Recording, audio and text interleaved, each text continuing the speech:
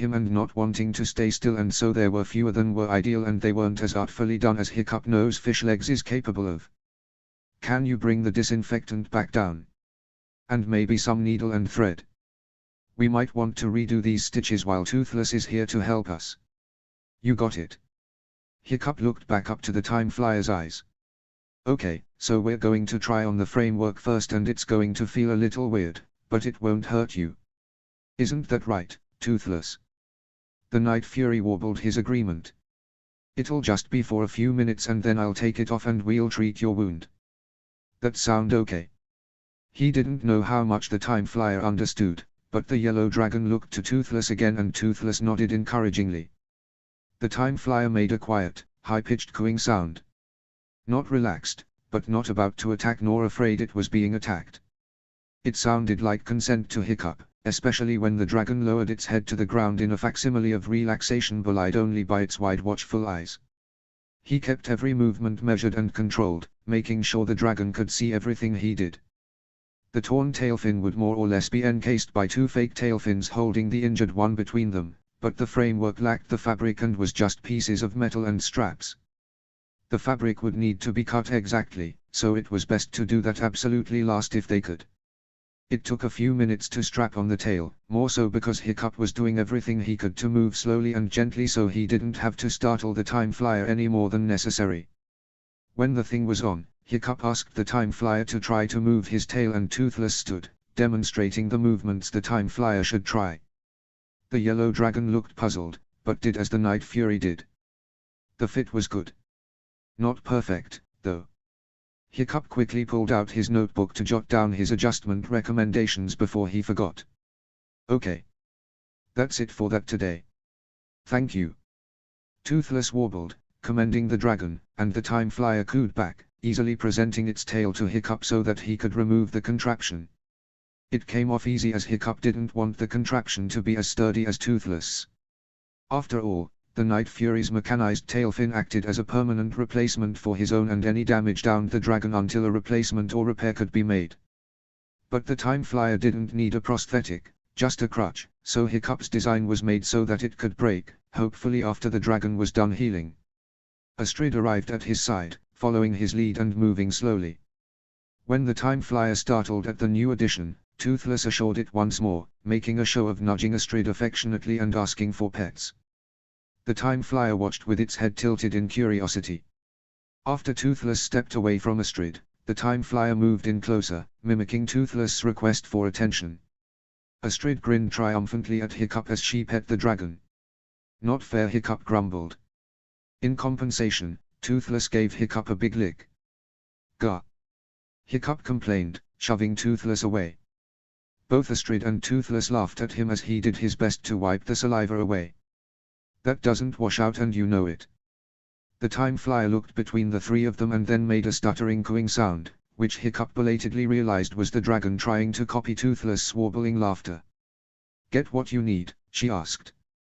Yeah, we'll still need to retreat this wound, though, Hiccup said, gently petting the tail again so as to not startle the Time Flyer as he began poking at damage. He pulled out his smallest knife to rip fish legs as previous stitches and the Time Flyer jumped, afraid once more, and it took a couple minutes of Toothless Bluescale coaxing the dragon to cooperate again. He was as gentle as possible as he redid the stitches, though the Time Flyer still twitched and crooned and looked wide-eyed to Toothless for help. Toothless warbled back reassurances and rested his head beneath the Time Flyer's, trying to provide comfort. It was only after the stitches were done and Hiccup was at the final disinfectant stage when he resumed his conversation with Astrid. Either Gobber or I should be able to make these adjustments and finish the tailfin before tomorrow afternoon. Well, we have time, Astrid reminded him. Goth, I won't have the medication ready tomorrow, so no need to rush getting stoic on the dragon then. My dad's not riding the Time Flyer tomorrow, Hiccup said, leaning away from the Time Flyer to let the dragon know he was done, but it was Astrid's eyes on him that he felt. Grimacing, he clarified, I am. Hash hash hash. Astrid shoved him down hard into his seat at their usual dinner table, usual for when Hiccup made it to dinner and wasn't obligated to sit at the head table. Tell Hiccup he's an idiot, she commanded their friends. Snotlout eagerly rushed to delightedly affirm, Hiccup, you're an idiot, as Fishlegs more skeptically asked, why is Hiccup an idiot? The twins took a different route, chanting simultaneously, one of us. One of us. I'm not an idiot, Hiccup argued, Astrid is just disagreeing with me. Because you're an idiot, she countered, plopping down in the seat next to him. Hiccup dryly turned towards the others. I need to go on a test flight with the Time Flyer. Oh, so you are an idiot, Snotlout said. Because that's an idiot idea. Wait, what's a Time Flyer? Tough Nut asked. Ignoring him, Fishlegs whined uncertainly, Hiccup might be right. Astrid's knife came down hard in the center of their table, which was already littered with knife and axe markings. Fishlegs screeched and jumped back while the rest of the table barely blinked. He's chief. He can't go flying through time willy-nilly. I feel like we're missing something, Ruffnut Stage whispered to her brother. Are we certain they didn't tell us and we just forgot? I'm never certain about that, brother. I'm not being reckless here, Hiccup argued. You never think you're being reckless, Astrid practically growled at him. No, you're not doing this. If it needs to be done, let someone else. Let me. At the mere mention of the idea, Hiccup's heart raced in fear, which he knew was exactly what Astrid was feeling, but the problem was that Hiccup actually wasn't being reckless this time. Snotlout looked between the two of them. I'm not flying that dragon. It was Fishlegs who came to his defense. Hiccup is the one with the most experience working with untrained dragons. Besides, if something goes wrong with the tailfin, he's the only one who could fix it. He's also the one who's going to have to teach Stoic how to fly it. So, actually, Astrid, he might not be wrong. Astrid looked a bit wildly at the others, betrayal clear in her eyes. He's chief. Lightly, Hiccup said, I would say Burke has a surplus of those right now. Astrid glared hard, recognizing her own joke. Not funny. Little funny. When her hard stare didn't waver, Hiccup faced her fully. Toothless can help verify that the Time Flyer cooperates. At first. Once you're through time, fear leaked through Astrid's fury and cut off her words. Looking a little self-conscious and regretful of her idea to drag him therefore back up, Astrid quietly said, I can't lose you. I can't imagine a world without you in it. You won't. I think the Time Flyer trusts me. You think? And we don't have time, Astrid Hiccup said a bit desperately. We need to know the Time Flyer can fly and we need to know how to direct it. I have to be able to tell my dad to do. I need to take the dragon on a test flight. Astrid stared at him fearfully and Hiccup met her gaze with regret, but neither backed down. In the tense silence, Tough Nut whispered to Rough Nut, I am, mostly sure his dad's dead. Yeah, did someone forget to tell him? Looking like he was taking the difficult duty upon himself, Tough Nut cleared his throat. Hey, Hiccup. Shut up, Astrid snapped at the twins. Her fury back at Hiccup, she spat, it's not safe. As your general. I'm afraid I'm the one person on Burke you don't outrank, Astrid, he told her calmly and a little sadly. He didn't fault her for her reaction. It would be insane and reckless if it wasn't also necessary. I'm doing it. Tomorrow, after the tailfin is finalized. Fine. Do what you want, Chief, she told him venomously as she stood and stormed out of the dining hall. Hiccup sighed, hoping they'd be able to patch things up before the test flight. Thor forbid something went. Hiccup shook that thought away. Are you sure, Hiccup? Fishlegs asked. Yeah, Hiccup said, grunting as he pulled Astrid's knife out of the table. She'd really stuck it in there hard, but he knew she would want it back. We don't really have another option. If you don't come back, Snotlout casually said, would that make Astrid chief or me? Because she hasn't married you yet. He'll come back. Fishlegs countered, looking scared. Snotlout would suggest otherwise. Where is he going? Rough Nut asked. Vacation. Tough Nut suggested. Because, I'm not going to lie. You really look like you could use one. He's saying you look bad, Rough Nut said more bluntly. Less bad and more terrible. Thanks, you two, Hiccup told them dryly. You always know how to make me feel better. Notes. So this story is definitely going to be a little over 15 chapters. What I'm writing is entering the endgame, so to speak, and fun things ahead. For you and I. Maybe not hiccup. Laughing smiley. Chapter 11, Chapter 11. Notes. So you have a treat because I wrote *2* chapters yesterday, and instead of giving you 2 chapters then, I decided to hold for today's batch, as these chapters go hand in hand in a way that will be readily apparent quick. You'll even get to see a brief scene from both Hiccup and Astrid's POV, which I hope feels like a treat rather than redundant. Also, you loved the twins' last chapter and that makes me so happy. Any compliments about characterization is like the best possible compliment a fanfic writer can get. Love ya. See the end of the chapter for more notes. Chapter text. Hiccup spent his evening at the forge, making the final tailfin adjustments until all that was needed was the fabric. He decided to leave that for Gobber, and went to relieve him from stoic duty. Pretty sure Astrid didn't want to see him right now. There was a good chance she would go to sleep at her parents', but Hiccup didn't feel like sleeping in his bed without her. Stoic looked a little surprised to see him. I feel like I'm being passed around a lot today, he said, which was fair. He had awoken to Astrid watching over him, only for Fishlegs to take over midday, but Gobber only let Fishlegs be alone with Stoic for a couple of hours, which all Vikings involved seemed to agree was for the best, as every version of Stoic made Fishlegs nervous. And then well after nightfall, Hiccup arrived to take the overnight shift. I'll actually sleep this time, Hiccup promised both of the older men. But I left the adjusted tailfin framework on your desk in the forge. Could you finish it up tomorrow morning and come relieve me when you do? I really do not need a minder, Stoic grumbled, but it was getting clear that, with each day, Stoic was growing more and more restless, asking more questions about Berk and their lives, and if there really was a reason he couldn't just go take a walk through the forest. Well, we could come across a dragon and have to jump quick to a very uncomfortable conversation.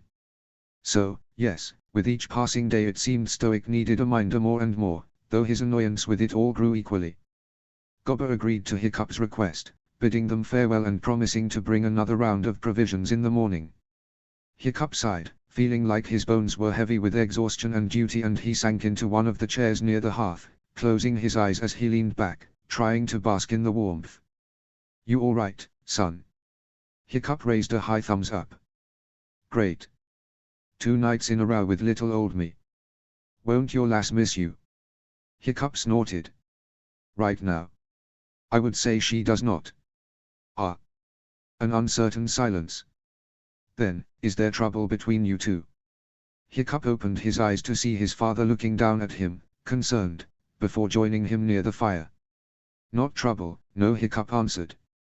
But we're, having a disagreement, you could say. There's something I have to do tomorrow. She doesn't like it. Is it a chief responsibility? Stoic asked. If this dragon can't fly, if I can't teach you to fly it, then you don't go back to your time. I don't know for sure what that means, but I'm pretty sure if you're pulled from time and suddenly go missing when I'm 14, it won't mean anything good. All of Berk, and certainly all of its current prosperity, is in jeopardy if I don't do this test flight. Yeah. I would say it is. Stoic nodded. Then she'll see sense. Not if it goes wrong, she won't. Then don't let it go wrong. If only it were that simple. It's dangerous, Hiccup clarified. And it has her worried. About me, that is. Not that she wants to just go out and say that. No. Instead she would rather yell at and threaten me and then try to rope in our friends to do it more. Did they? Hiccup shrugged. Snot out a little bit, though that's not surprising. Fishlegs agreed with me. Twins had no idea what we were talking about, but, that's pretty standard. And you're right, about needing to do this. Hiccup could tell it was taking all of his father's self-control to not ask more specific questions. Yeah. I'm right. Then you're right and it needs to get done. When I needed to leave for a negotiation with an old enemy, a risky endeavor, your mother used to always threaten me too. Said she would never forgive me if I went and died on her. Hiccup remembered his parents' reunion, the way Valka had feared his reaction and Stoic had simply been amazed. You're as beautiful as the day I lost you. Did you ever tell her the same? No. Would have been a damn lie if I had. He remembered his mother weeping over his father's body, the way she still lingers to stare up at his memorial statue, the way you remind me of your father is her greatest compliment. I think she was lying, too. And I knew it as she said it. Astrid is as well, son. Stoic met his son's gaze, his expression severe, and quietly added, if you don't come back, the only one who won't forgive you is yourself. I can't imagine a world without you in it either, hiccup. But if you could do me a favor, hiccup. Yeah, Dad. Whatever you're doing, whatever you need to do, make it back safe. Please. ###. When Gobber came late that next morning, he seemed to have been apprised of the day's plans, handing Hiccup the completed tailfin and gravely asking, "You're certain, lad?" "Yeah." "Then best of luck." Hiccup raised the tailfin. "Thanks. I meant with Astrid." With that in his mind, Hiccup almost didn't expect to see Astrid before leaving, but she was waiting outside the academy with her arms crossed when he arrived. Snotlout and Fishlegs waited there as well, but they lingered at the gate while Astrid ran forward when she saw him. Hiccup braced himself for her to yell at him again, but instead she slowed to a stop, bringing a hand to his cheek in jerky uncertain movements.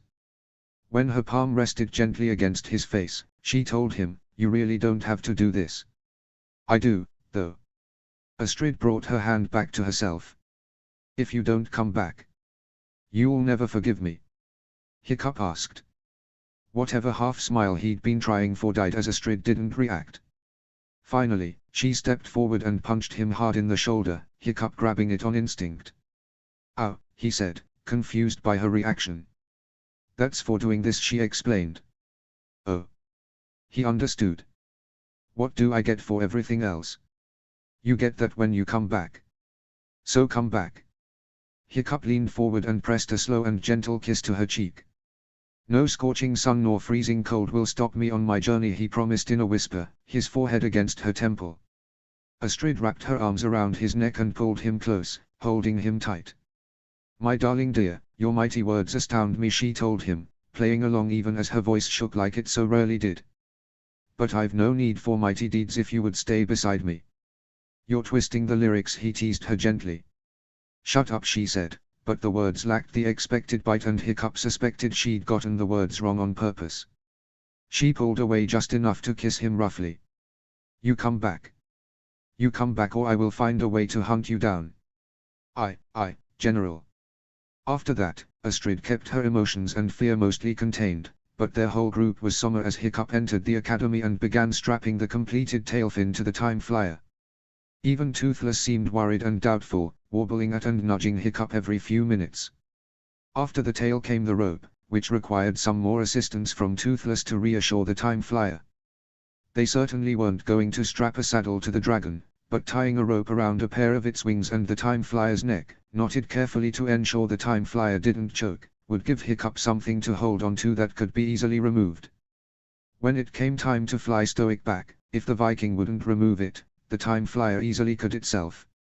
With the time flyer prepared, Hiccup and Toothless lured the dragon out of the academy, the other three trailing behind them. Toothless was showing the time flyer how to sit low so Hiccup could easily hop on when his friends stepped close. "Be careful," Astrid told him, a command from his general. His betrothed had already told him to come back.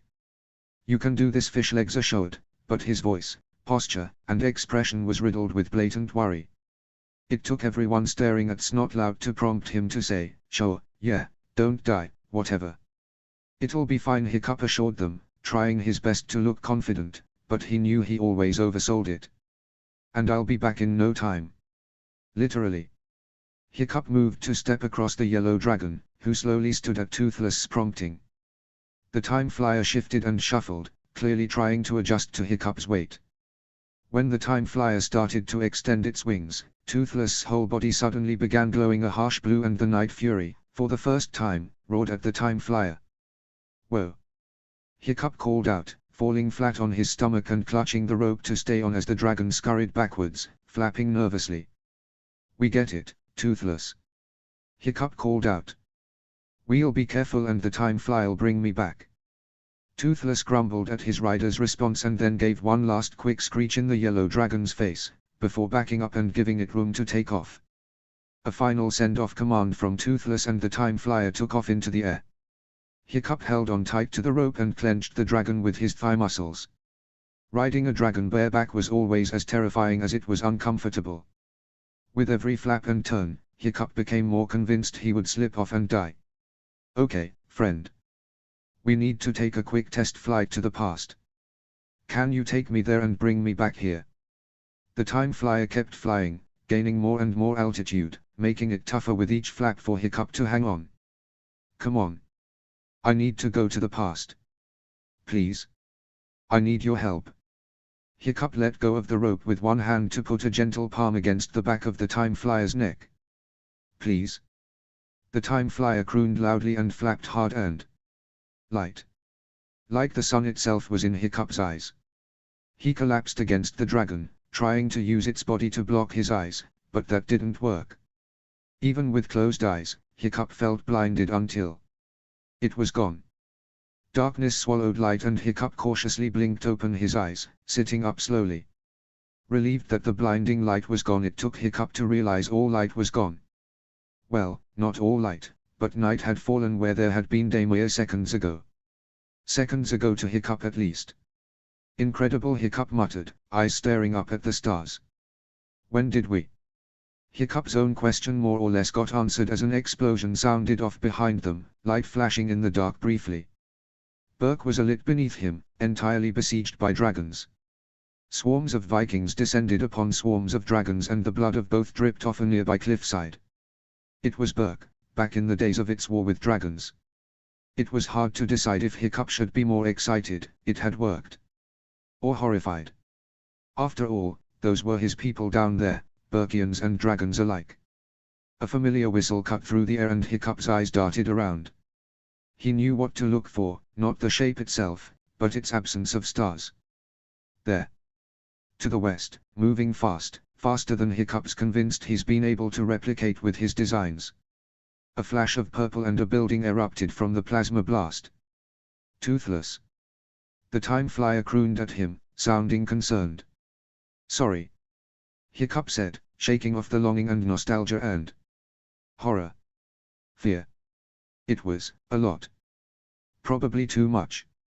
He twisted as best he could to take a look at the time flyer's own tail fin design. It was holding up like Hiccup hoped. All right. We can go back now. I need you to take me back to the same time you took me from. The exact time. Can you do that? The time flyer crooned and then a moment later screeched, Hiccup shouting with it, the both of them startled as a catapulted boulder nearly clipped the dragon's wings. The time flyer twisted and dove rapidly, making Hiccup cling for his life as they dodged the attacks from the Berkians below. The future. Hiccup reminded the dragon. Take me back. The dragon cried out and Hiccup ducked again, trying pointlessly to protect himself from the bright light that engulfed them mere feet from the sea they had been about to crash into. When Hiccup opened his eyes again, it was quieter and calmer and daylight once more. He sighed with relief as he sat up. Thank you, Hiccup told the dragon. I can't believe. Hiccup frowned as he looked down at Berk below him. It was his Berk, in so much as there was no war with dragons below him and his father's memorial statue stared at him as he flew, but the normally bustling village below him was silent. Abandoned. Entirely empty. What? What is this? Hiccup asked the dragon who couldn't answer him. He looked for some sign of the times, some sign of what happened, but the village didn't look damaged at all. Except for one home, his. When are we? But the dragon could only croon mournfully at him. What happened to my tribe? The time flyer crooned louder and belatedly Hiccup realized it was with fear. He was scaring the dragon, an animal who couldn't talk to him or answer his questions. Hiccup sighed and pulled his gaze away from the village that could only be from the future, not the past. He had never seen Berk that quiet and still. This is too far. It has to be too far. Please be centuries in the future. Then why did it look so similar? Take me home. Please, Hiccup begged. He reached into a sleeve pocket to pull out Astrid's knife that he had taken from the table yesterday. He leaned and reached forward as much as he could, carefully holding the blade so the time flyer could twist its head back just enough to sniff the weapon's handle. If you don't come back, the only one who won't forgive you is yourself. Take me back to her. Please. I need to make it back home. This time, when the light faded, Hiccup nearly threw himself off the dragon in his eagerness to check what Berk was beneath him. His village was bustling and his home still standing and, following the sound of Toothless' loud screech, his friends were waiting for him where he'd left them. Well, at least Astrid and Toothless. He wasn't surprised Snotlout hadn't waited but was a little shocked Fishlegs hadn't stuck around to see the experiment succeed. Either way his entire body sagged in relief. It worked. He was home. His feet had barely touched the ground, sliding off the time flyer, when Astrid launched herself at Hiccup, nearly sending the both of them to the ground. Toothless briefly nudged him affectionately before turning to roar in the time flyer's face, the dragon scurrying back in fear. Whoa, it's okay everyone, Hiccup told them both. The time flyer did great and so did the tailfin. The test flight was a success. What are you talking about? Astrid demanded, pulling away so she could shove him roughly. Only then did Hiccup realize her eyes were watering and her face furious. What am I? That was when Hiccup noticed the sun. It was in the west. When Hiccup had left, it hadn't even yet been midday. It's been hours. It was only a few minutes for me. Hours? Astrid asked, voice cracking. Hiccup, you left yesterday. Hiccup flinched. Yester. No, we, Hiccup turned to the dragons. The time flyer's eyes were wide and frightened, gaze repeatedly retreating down. Toothless noticed Hiccup's attention and bounded back to his rider, circling him and nudging him now that Astrid had stepped back. Hiccup bent to give chin scratches, but Toothless took that opportunity to screech at him, his scales glowing blue as if he could command Hiccup like he did the other dragons. Whoa, okay. I get it. I'm sorry.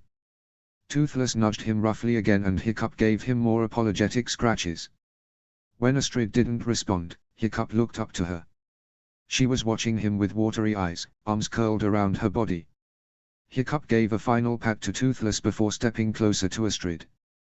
You were gone for over a day, Astrid told him, her voice sounding weak like it so rarely did. We didn't know. We couldn't. You were just missing. For an entire day. And I had no way of knowing how long that day would be or if it would ever end. He pulled her close. The hug less rough and desperate this time. The two of them held tight and steady, each reminding the other that they were there. I came back. I told you I would, he said as they held on. In fact, I made a promise. No scorching sun nor freezing cold. You're never doing that again, Astrid told him, sniffling as she did so. General. I'm serious. Hiccup remembered the abandoned Berk. So am I. Notes. Drama. And some HTTYD3 insinuations. Happy smiley. I know the fandom is a bit mixed on 3 and basically I'm team it's canon up until the dragons leave solely because thinking about Hiccup and Toothless only having 6 years together makes me so sad. So I respect it as a story choice for the film but I try to keep that out of my fanfic consumption please and thank you lol. Anyways, hope you enjoyed the Hickstrid this chapter heart now on to Astrid's POV. Chapter 12. Notes. Astrid's POV during Hiccup's disappearance. She handles it totally well and normally, I'm lying. See the end of the chapter for more notes. Chapter text. So. How long are we just supposed to wait here? Snotlout asked as the three of them stared at the patch of sky they had just watched Hiccup and the time flyer disappear into with a flash of light. Technically, he could come back at any time, Fishlegs answered. The time flyer could bring him back mere seconds afterwards or he could bring him back, later he finished, nervously stammering and watching Astrid, whose eyes hadn't left the spot she saw Hiccup vanish. Snotlout left after a half hour filled with loud complaining. Fishlegs lingered for a couple of hours, offering increasingly less confident reassurances. Astrid remained, Toothless sitting next to her, both of them afraid to blink. When the sun began to set, Fishlegs returned, bringing Astrid food to eat. When she told him she wasn't hungry, Fishlegs looked at her a bit sadly. Hiccup would want you to. I don't care what he wants. You would want him to. With a sigh she reluctantly took the meal from him. He sat down in the grass and ate alongside her in silence. When they both finished, he tried to convince her to go home, to sleep in her bed, in their bed, the one she was meant to share with Hiccup, but Astrid refused.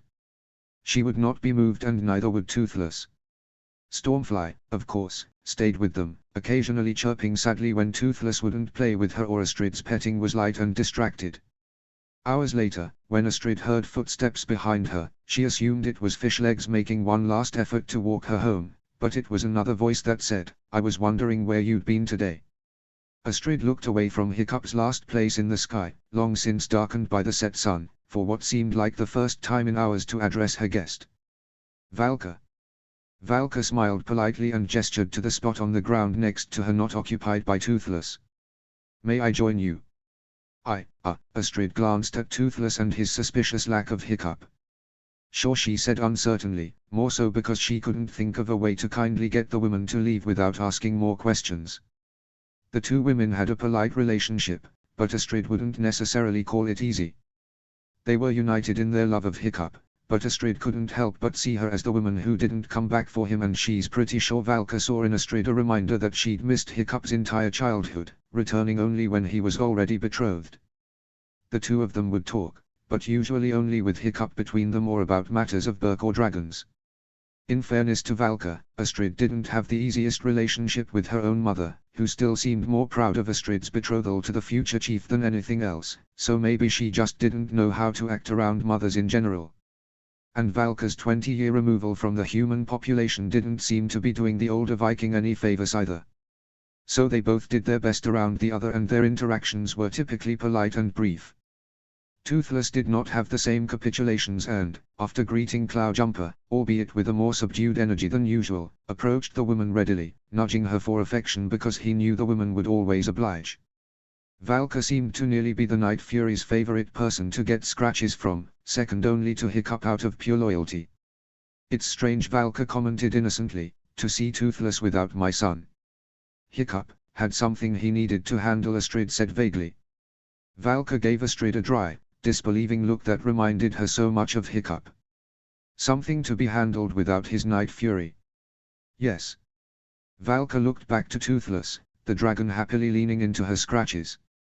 "It may have been some time, but I do remember what it was like to be a chief's wife. If what he's off doing is a secret, you can simply tell me that." "It's a secret," Astrid readily confirmed, though she felt guilty about it.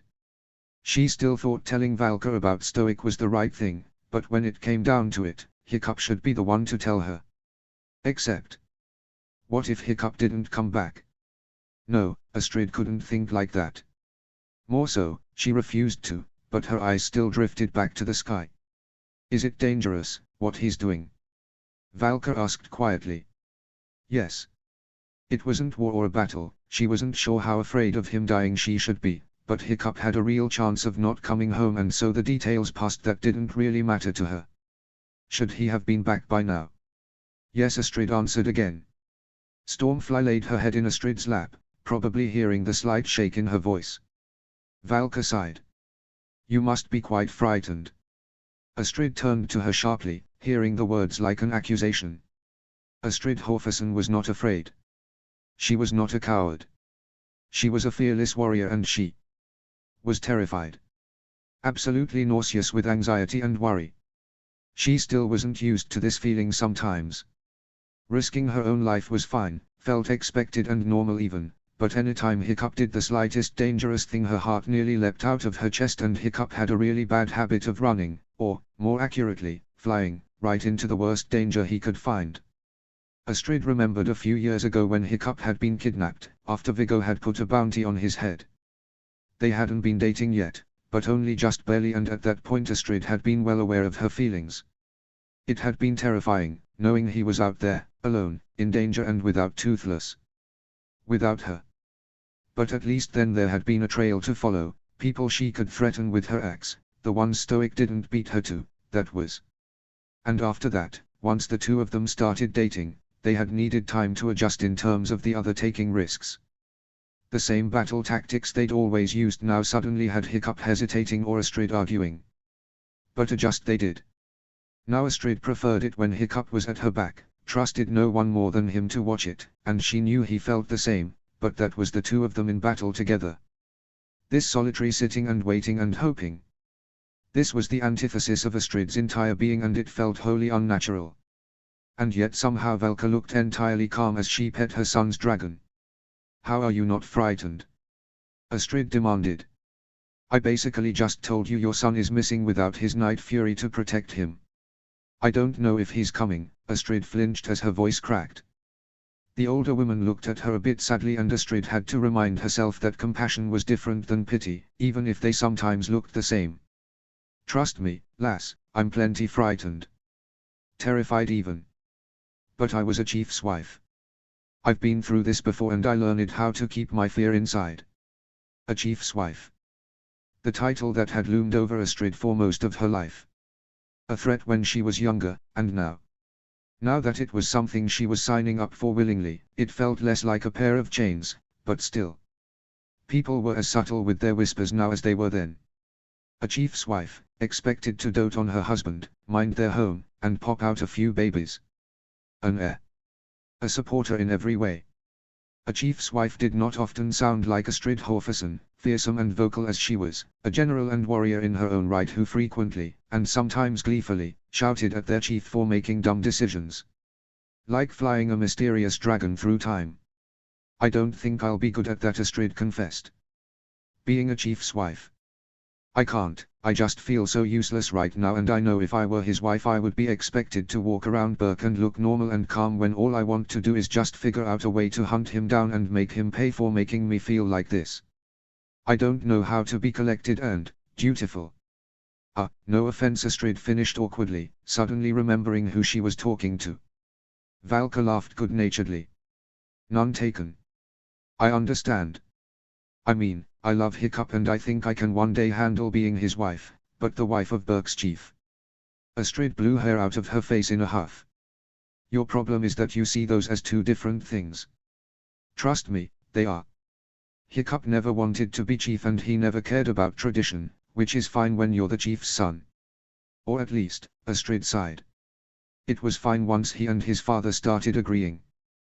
But my point is that I know I'm a good match for Hiccup, but I don't know about the rest of it. Well, first of all, you should know it's a skill like any other. I wasn't very good at staying calm under pressure either at first, but if you love your people. I do." Astrid was quick to assure. Valka's smile was kind.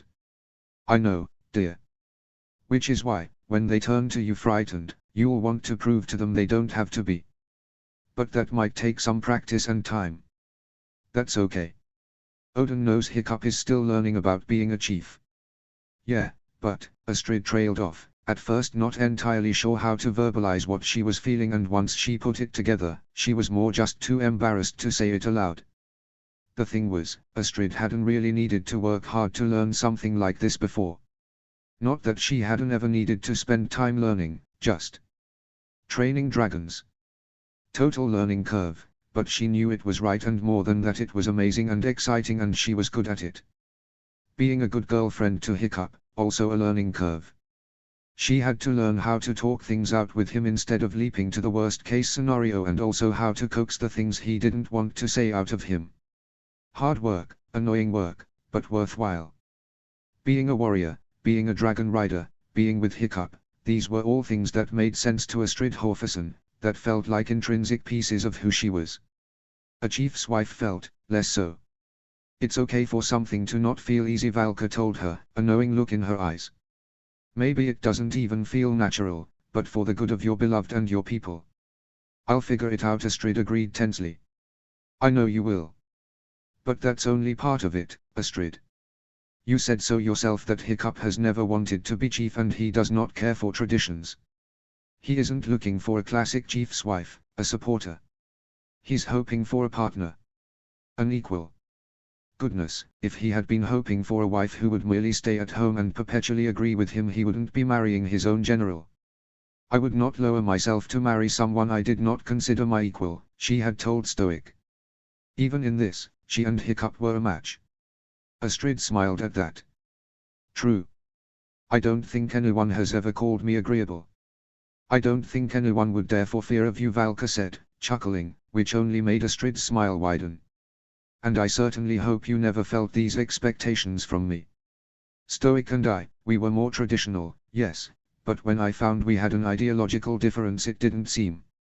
Well, I felt like I couldn't stay. Stoic loved me fiercely, I know that, and every day I wish I had stayed, wish I had had more confidence that he could change like our son proved he could. In you and Hiccup, I see the best parts of my relationship with Stoic, and none of our greatest flaws. You will be an excellent wife to him and an excellent wife to our chief. Not to mention, a fearless general in your own right. Genuinely touched, Astrid couldn't recall the last time she had spoken so frankly with Hiccup's mother. Honestly, she couldn't remember the last time they had had any sort of conversation this long without Hiccup. Thank you, Valka. That means a lot to me. Valka took one hand away from petting Toothless, which caused the dragon to lightly complain, and used it to grab one of Astrid's. It's okay to be frightened, Astrid. It means you love him. You will get better at not letting it take you over. You will hate that you will get better at it, but it will happen.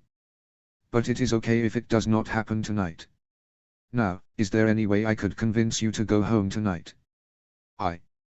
I don't think so. Valka nodded and stood. All right. I'll be back briefly with some blankets and furs. If we're to sleep in the dirt, there's no need for us to be cold and uncomfortable when we're so close to home. Is there anything else I can get you? No. That would be great. But, yes, I remember nights like this and they were awful. So much lonelier than the days. I would rather not leave my daughter-in-law to suffer that alone. Unless, of course, you would prefer I not. Astrid blinked, still reeling from the unexpected kindness and connection. No, I mean, yes. I mean, please. I think I would welcome the company. Cloudjumper stepped forward so Valka could mount. Then I'll return within the hour. We'll get through this dark night together, you and I. Hash. Valka kept to her word, and returned with bedding supplies for the both of them.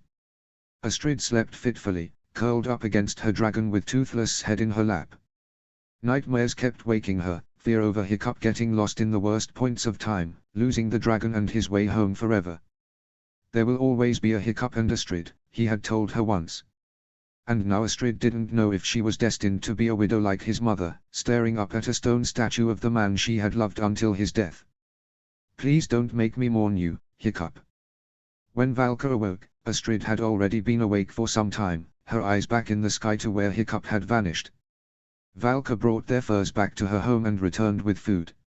She delicately did not ask further about Hiccup's whereabouts, but did ask what she could do. Astrid tried to think of something, mostly because she knew Valka wanted to help, was similar to Astrid in that she didn't like to sit still and do nothing. Well, similar to Astrid normally. Right then Astrid couldn't fathom leaving, and didn't want to miss a second of his return. She had threatened Hiccup before he left, saying she would find a way to hunt him down, but it had been the most obvious bluff she'd ever said. She had no way to find him, to help him, to even know if he was in danger. All she could do was wait, and that left her paralyzed and rooted. So Astrid listed off a few easy tasks she knew Hiccup had been meaning to get around to before Stoic's arrival had ruined all plans. Though she did take care to give her the ones that involved less interpersonal dynamics.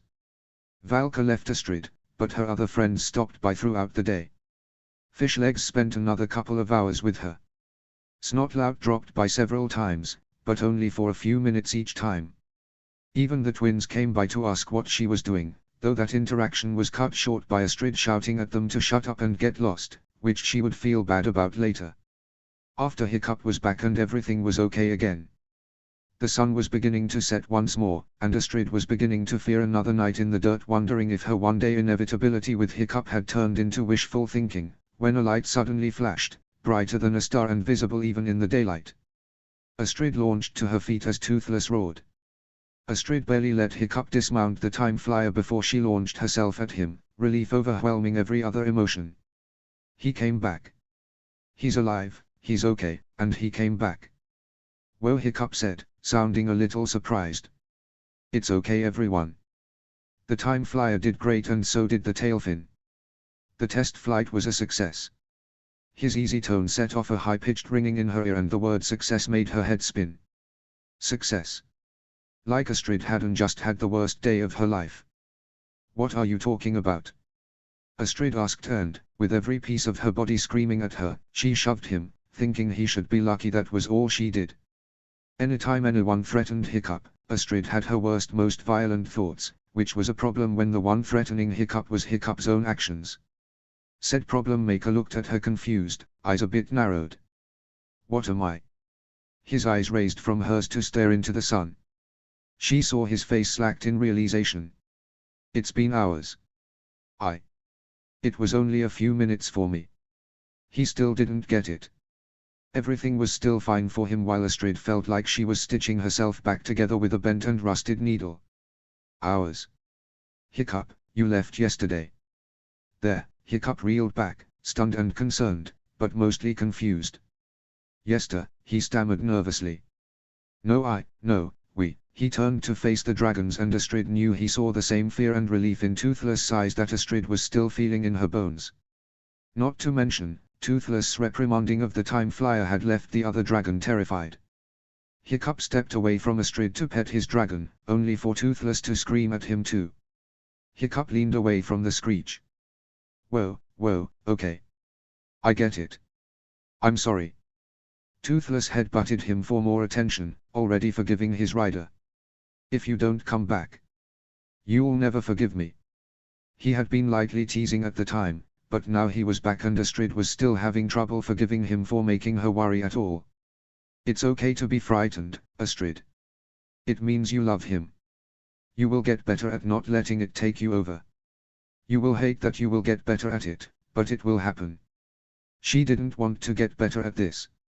She never wanted to go through this again. Guilt heavy in Hiccup's eyes, he moved back closer to her.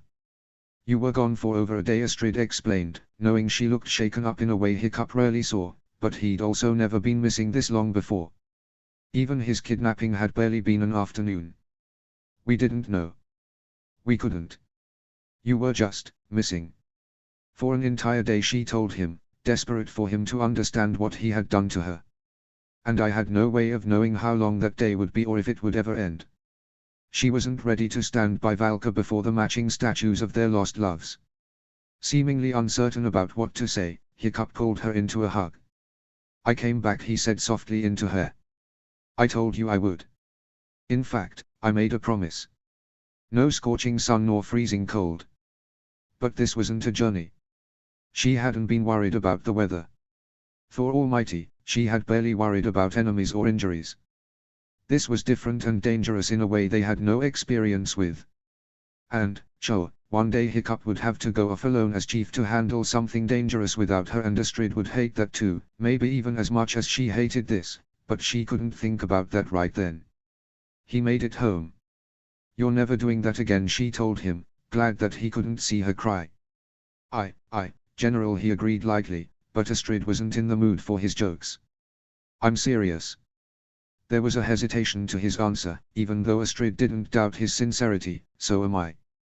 What happened? Hiccup pulled away and Astrid quickly wiped at her eyes. He put a hand on her cheek and wiped away a tear for her, but didn't comment on it. He knew she would hate that. Exactly what we planned. Well, mostly, I guess. He took me back to the past. I don't know exactly how long ago, but it was night and the dragons were attacking. I might have even seen Toothless. And then what? Hiccup looked away and Astrid narrowed her eyes. That was it really. The time flyer brought me back, just one day late I guess. He was lying. He was a terrible liar and an idiot for even trying, but Hiccup being an idiot was apparently a recent theme. No other problems. You didn't see anything else? No. Just there and back. Like I said, it only felt like a few minutes for me. Astrid was about to press further, when Hiccup moved to place something in her hand. By the way, figured you might want this back. But, you should know that it really came in handy with the time flyer. Astrid looked down to see it was one of her knives. But when had he? Then she remembered slamming the blade into the table at dinner the other night. The knife was clean and he said he'd only been gone a few minutes. Confused, she asked, "Why did you need a knife?" "Ah, well, it's less that I needed a knife and more just that I just needed something. I figured if the time flyer was a tracker class, maybe it needed a scent to follow to take me home." Astrid rubbed a finger over the knife hilt. It wasn't a particularly special knife, barely reaching from her wrist to the end of her middle finger, and one she had acquired for herself years back. While Astrid would always prefer her axe, the knife was good for throwing and close combat and slamming into tables and walls and the occasional shoulder in order to make her point. If Hiccup had needed a relic from his own time, he had plenty of knives of his own, one of which she knew had been a gift from his father, not to mention plenty of other objects he could have used. His compass. His sword. He almost always had pencils and a few gold coins on him. Hiccup was a Viking littered with full pockets, but when he'd needed a scent to guide the time flyer, he'd reached for her knife. Hiccup grew increasingly uncomfortable by her silence, rubbing the back of his neck as he told her, "I wanted to make sure that when I came back, it was to you." He always gives the best gifts, she thought, thinking her plain knife suddenly had a new shine of significance to her. She handed it back to him. He took it, looking a little confused and a little hurt, but Astrid told him, "If that knife brought you back to me, then keep it, but you have to promise me that you will always come back, Hiccup. I will forgive you for anything if you just make it back to me." Hiccup wrapped his fingers tightly around the hilt of her knife and met her eyes. For a moment Astrid thought he might be reluctant to give her this and she almost couldn't blame him. She knew it was a nonsensical, sentimental promise to demand, one largely out of his control, but if she had to get better at this then she needed to hear him say it at least. She needed this memory to hold on to. "I promise." He stowed the knife in one of the slits along his sleeve. Then he reached forward to grab one of her hands. "If you promise me the same, General. Odin knows there'll be fights you'll have to enter that the chief won't be able to. After today, I think I'd prefer that to be most of them actually." Astrid. She squeezed his hand. "I promise," she told him sincerely. "Now, we should probably go tell the others you weren't lost in time." There, again, a flicker in his eyes. "Right. Yes, let's go do that." "What are you hiding, Hiccup?" Notes. The long-awaited arrival of Valka. She is another character I was nervous to write, so hopefully you liked this scene. I also really wanted to dive into Astrid's thoughts about being a chief's wife but also being Hiccup's wife. Because I love them, Your Honor. Chapter 13, Chapter 13. Notes. Playtime's over, kiddos. See the end of the chapter for more notes. Chapter text. I never for one second thought you were going to get lost in time, stranded forever, never to return, forced to live your life as an exiled, outcast, loser. Thanks, Snotlout, Hiccup said, dryly. The group of them were sitting around the fire at his house. He had wanted to avoid everyone in the dining hall asking where he had been for just a little while longer, with the exception of sending word to his mother that he had returned. Of course, now Hiccup was doing everything he could not to think about the ruins of his own home he'd seen in the future. Fishlegs's reaction to Hiccup's return and story was far more sincere. "This is it's incredible. It was something. But we confirmed the tailfin works and that the time flyer can follow a scent through time. So we just use something my dad brought with me. And bye-bye, Papa Stoic." Snotlout finished. "Right," Hiccup agreed, fighting to keep his own smile up. Astrid put a comforting arm on his shoulder. "Okay, but," Fishlegs said, "that means the next step is teaching my dad how to ride a dragon. Again." "Yeah, I know. And I cost us an entire day with my test flight," Hiccup added with a frustrated sigh. "Hey, what matters is that you made it back," Astrid told him. "And if it comes down to it, we'll strap your dad to that dragon." Hiccup raised an eyebrow. "Are you volunteering to wrestle my dad, Chief Stoic the Vast, onto a dragon?" Astrid shrugged. "It'd be an interesting exercise." "Well, that's terrifying. And hopefully unnecessary. I mean, my dad knows he has to fly back with this dragon. He knows we forged a tailfin for it. It's not like we'll be surprising him with this information. We just need to, downplay it.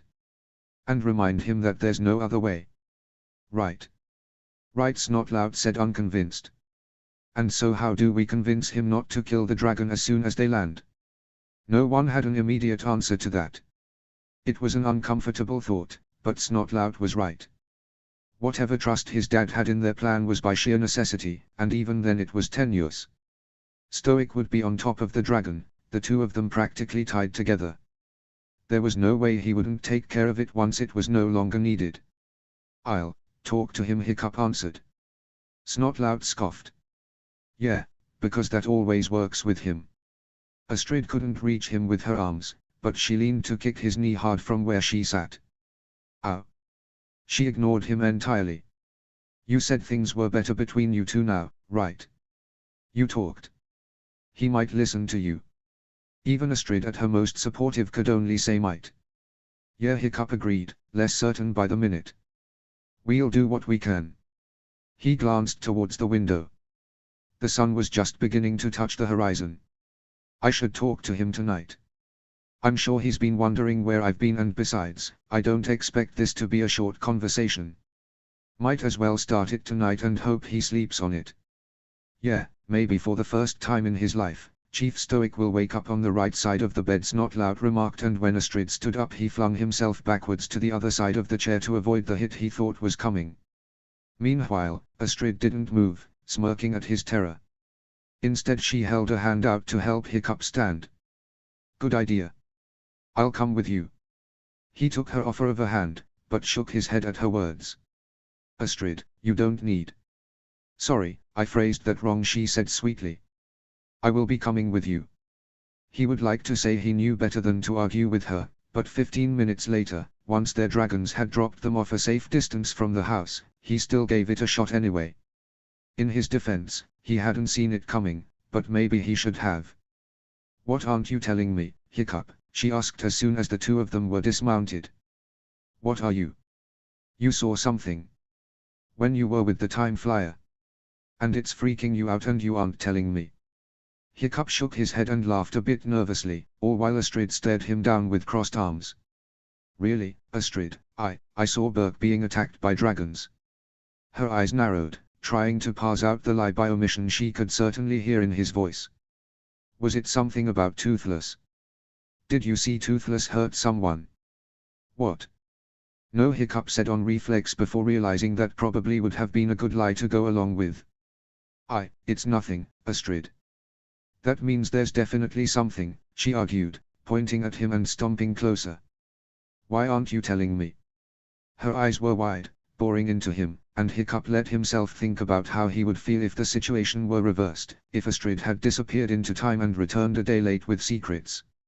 Seeing his hesitation, Astrid went in for the kill, putting a gentle hand on his face and softly telling him, "You don't have to do this alone." She was playing dirty, and the worst thing was that it was working, especially when Hiccup didn't want to do any of this at all, not being chief and not dealing with whatever that abandoned Berk had been about. He let go of his resistance in a huff and Astrid pulled her hand back, doing an imperfect job of not looking smug. The Time Flyer, it took me to the past. I saw what I said, but after that, I think it took me too far forward. It had to have been. It was our Berk, it looked exactly like our Berk, but it was empty. Astrid stepped back, startled and frowning. Empty? Like, attacked? Hiccup shrugged. I don't know, but pretty much every building was intact. It didn't look like there were scorch marks or anything. At least, more than usual. I don't know, I only saw it for a minute or so and it was from the sky. He sighed. The only damage I saw was to our home. Otherwise it was as if all of Berk had just packed up and left. Well, that would be insane, she said. Hiccup held out his hands like, I don't know what to tell you.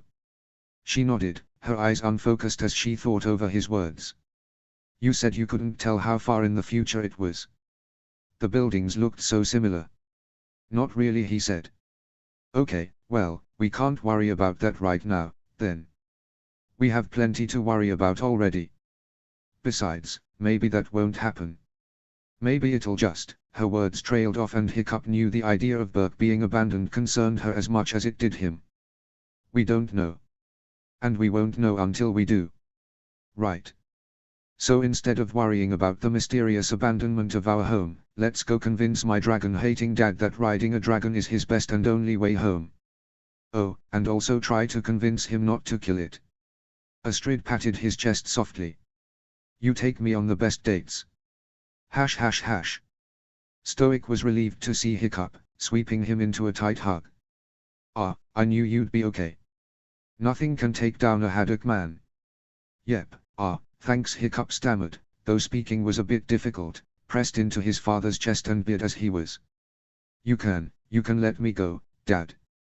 Nah, I think he wants a longer hug, Astrid argued. Stoic laughed, but let Hiccup go, leaving the younger Viking to wipe the beard hair from his face and, blick, his tongue. Astrid's still mad I was late. Always take late, Stoic told her. Late is better than never. Astrid only hummed in response, neither agreeing nor disagreeing. Right, well, Dad, we actually need to talk to you about something. Son, how can I help you? He asked, happily, slapping his shoulder in a good-natured gesture that nearly sent Hiccup crashing back into the door. Need any more chiefing advice? Hiccup laughed nervously. No, not exactly. Well, as you know, Gothai basically said we needed to get you out of here within a week in order for us to be confident that the medication would erase your memory. And tomorrow, I don't know if you've been keeping track, but tomorrow is the last day of the week. Stoic said skeptically. Which means that tomorrow is the day we need you to, Hiccup glanced at Astrid who only shrugged. Ride the dragon. Stoic finished. Ride feels like the wrong word, Hiccup said, mostly because hearing this version of his father reference dragon riding made his stomach twist. But, more or less. Yeah. You need to be with the dragon. In some capacity. And, while it would be nice if we could have had more than one day to work on it. You were the one who was gone for a day, Hiccup Stoic reminded him. Yes, Hiccup said, deciding on a risk, but the thing about that is. I was actually gone, with the time flyer. Stoic's eyes narrowed. Test flying. And it worked, so, yeah. It mostly worked, Astrid clarified. Hiccup rolled his eyes.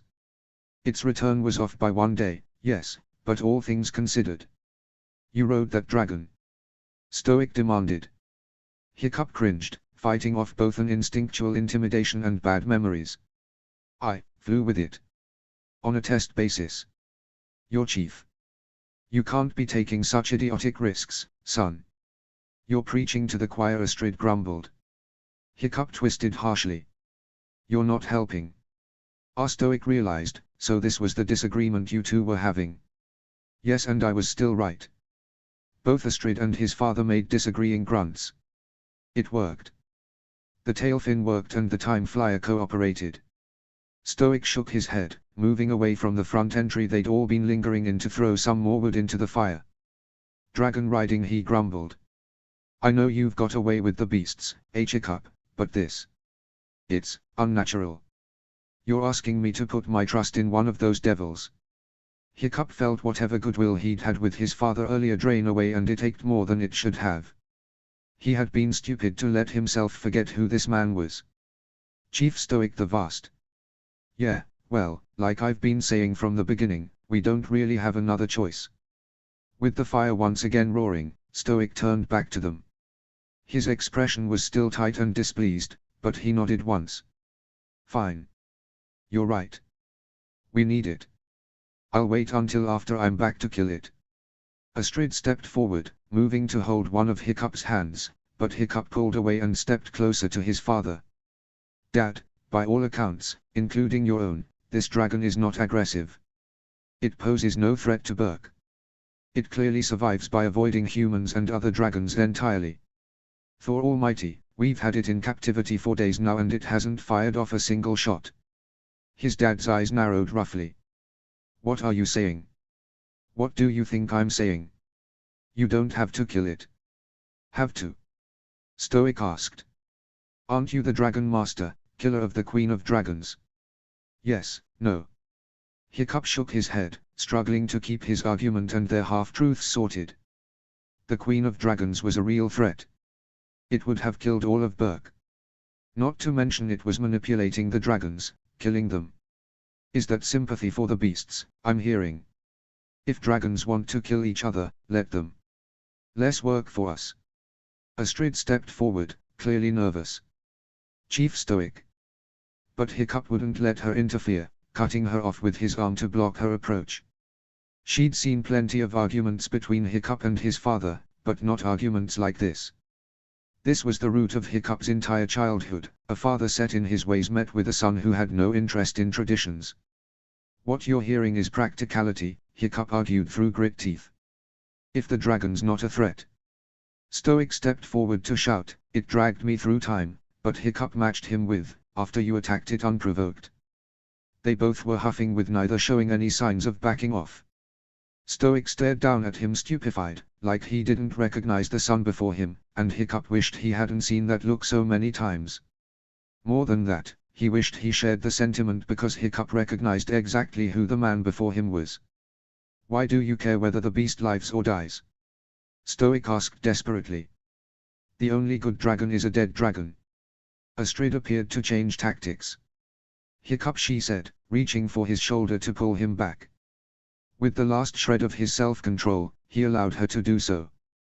But this only brought Astrid to his father's attention. Surely, Astrid, you see that his words are lunacy. Right, ask someone you actually trust, Hiccup sneered, not giving her time to speak. Because why trust your adult son who's chief of your tribe? Trust me, son, you might think you know everything at 20. No, I just think I know more than you, Hiccup said bluntly. Stoic wasn't one to flinch, but even he leaned back from his words. Maybe not about everything, he clarified, but definitely about this. That dragon is your only way home and you will not thank it by killing it. We don't thank dragons, boy. Yeah? Hiccup asked. Well, your people are still getting killed by them. Mine aren't.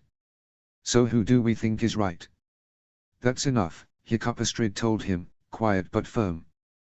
This is nonsense. Insanity, Stoic continued. I'll hold on to the damn thing so it can carry me back because I have to, but the rest of this, Stoic shook his head. Hiccup started to press forward to continue the argument, fighting against Astrid's grip. But that was when the explosion sounded. Hiccup rushed out of the house without thinking much of it, running around to the cliffside. The foliage still provided a poor view of the village, thank the gods, but the smoke wasn't coming from the village itself.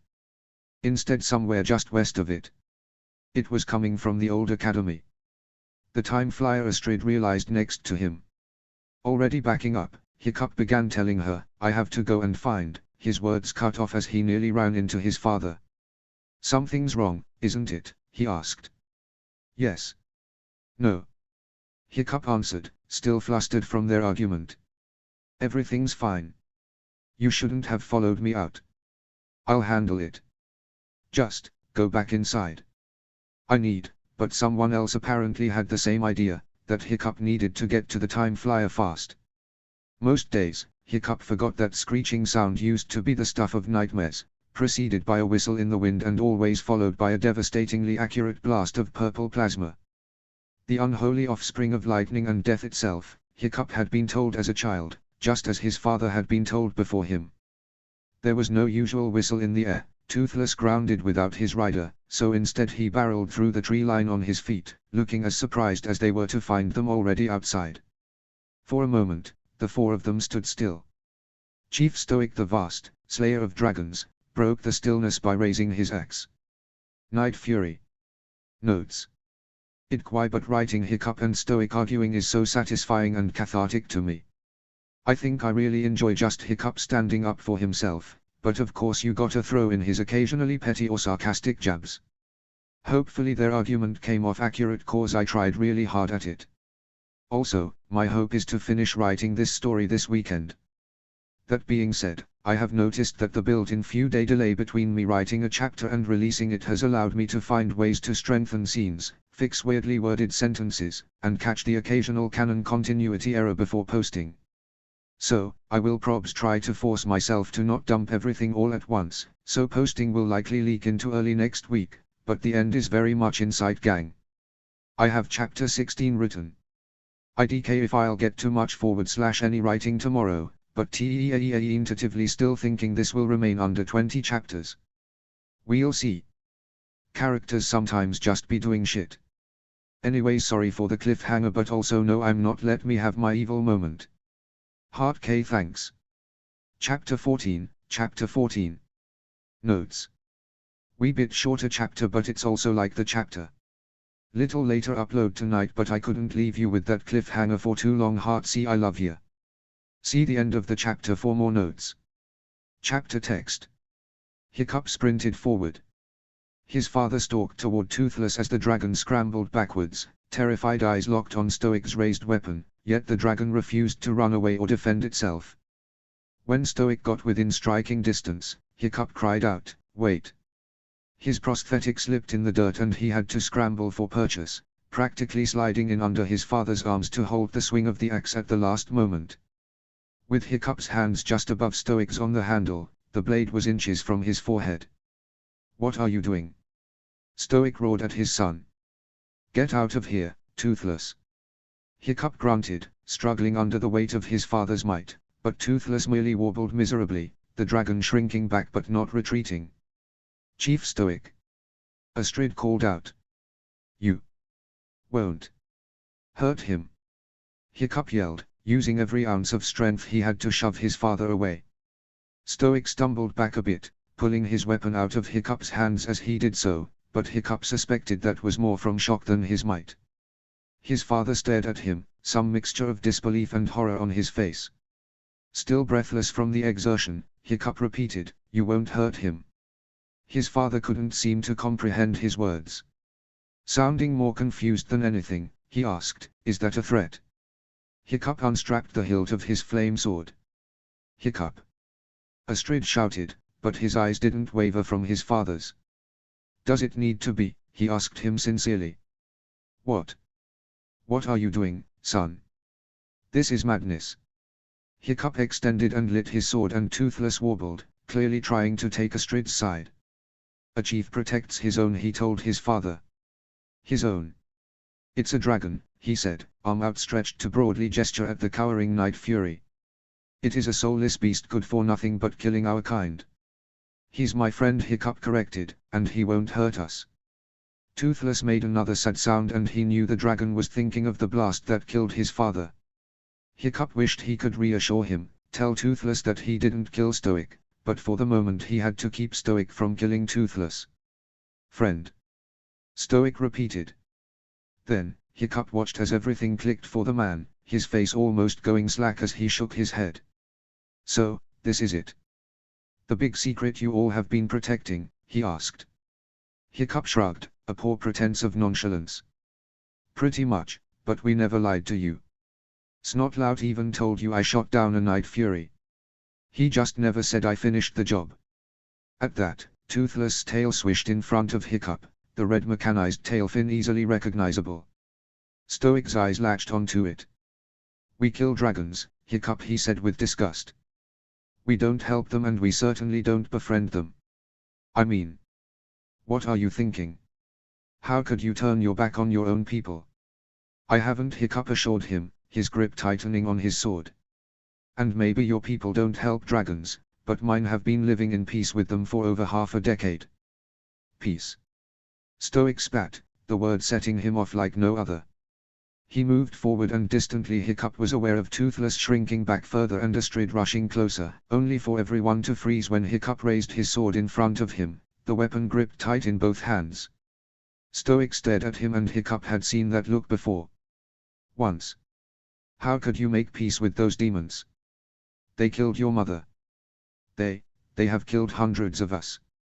All the furious fight left Hiccup in an instant, the sword in his hand lowering.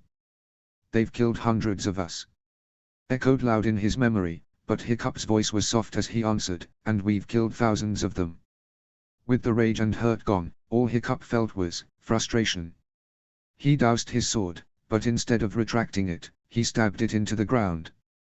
Toothless warbled, concerned by the sudden shift in his rider, but Hiccup only motioned for the dragon to stay back.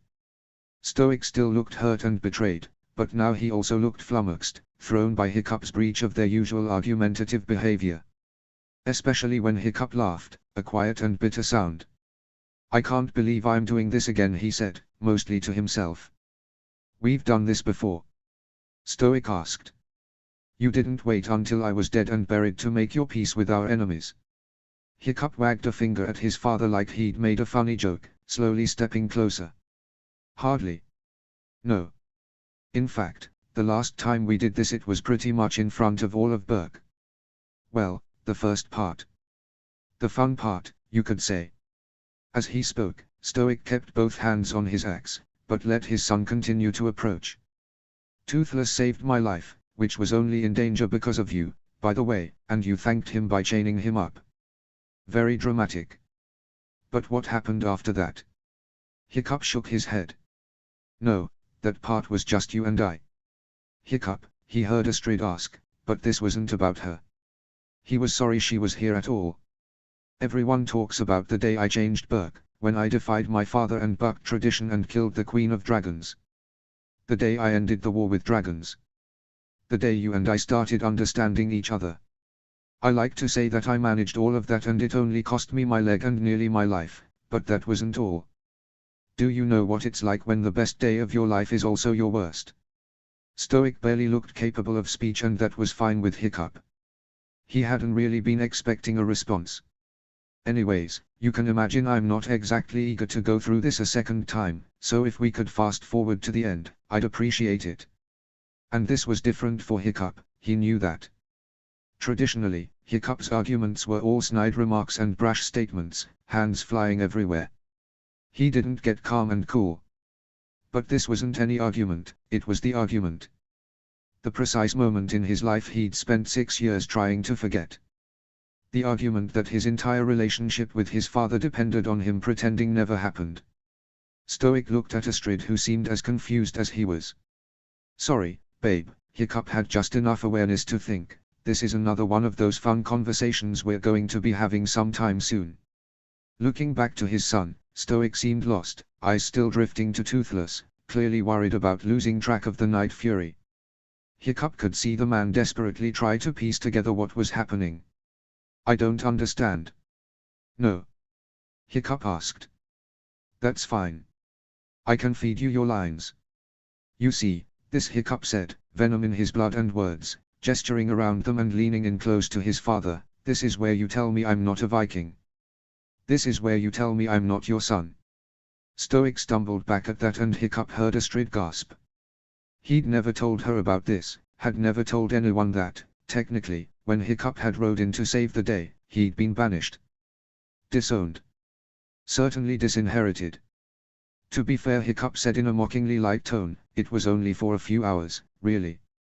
You left to take on a dragon you had no chance of surviving, which I warned you about, by the way, but you didn't listen. Then I had to convince the others to ride out on what dragons we had trapped for class, which was super fun considering they basically all hated me. And before I could get around to saving you all from the Queen of Dragons, I first had to save my dragon from you. And all it cost me was," Hiccup chuckled darkly. "Well, you know. But don't worry, the coma barely lasted 3 weeks and it only took a couple of months after that to really adjust to the peg leg. Phantom pain's still a bitch, though." Hiccup was in no mood to parse out his father's tone as he reached forward. "Hiccup." He stumbled out of reach. He'd been poking the bad memory like a bruise, but suddenly all the game of it was gone. "You know what? No. I'm not doing this again, and you know why. Because I don't have to. Because I'm not some insecure, terrified 15-year-old desperate for his father's approval. Desperate for any approval." Hiccup held his chin high as his fists clenched at his side. "I am chief of this tribe and you are an intruder amongst my people. Astrid." He turned to her sharply and she jumped at the address, a hand covering her mouth and a tear leaking from one of her eyes. "He is not permitted past 100 yards from the house. And strip him of any weapons. The only ones around here are us and dragons, and we don't kill those anymore." Astrid moved towards him. "Hiccup, wait. I need to go find out what happened to the time flyer, Hiccup interrupted, marching back to an equally startled Toothless, because if that dragon is gone, then not only is all of time at risk, but we are stuck with him, he said, glaring at his father as he mounted his dragon. Toothless warbled again, miserable and confused and probably still so eager to apologize to the man he thought he killed. Hiccup placed a calming hand on Toothless' head as his father simply stared, dumbfounded and betrayed. You're not my dad, Hiccup told him. You're not the man I want to remember. You are nothing but a man I have spent years trying to forget, and the moment you are off this island, we will all be better for it. So you will cooperate with us. One way or the other.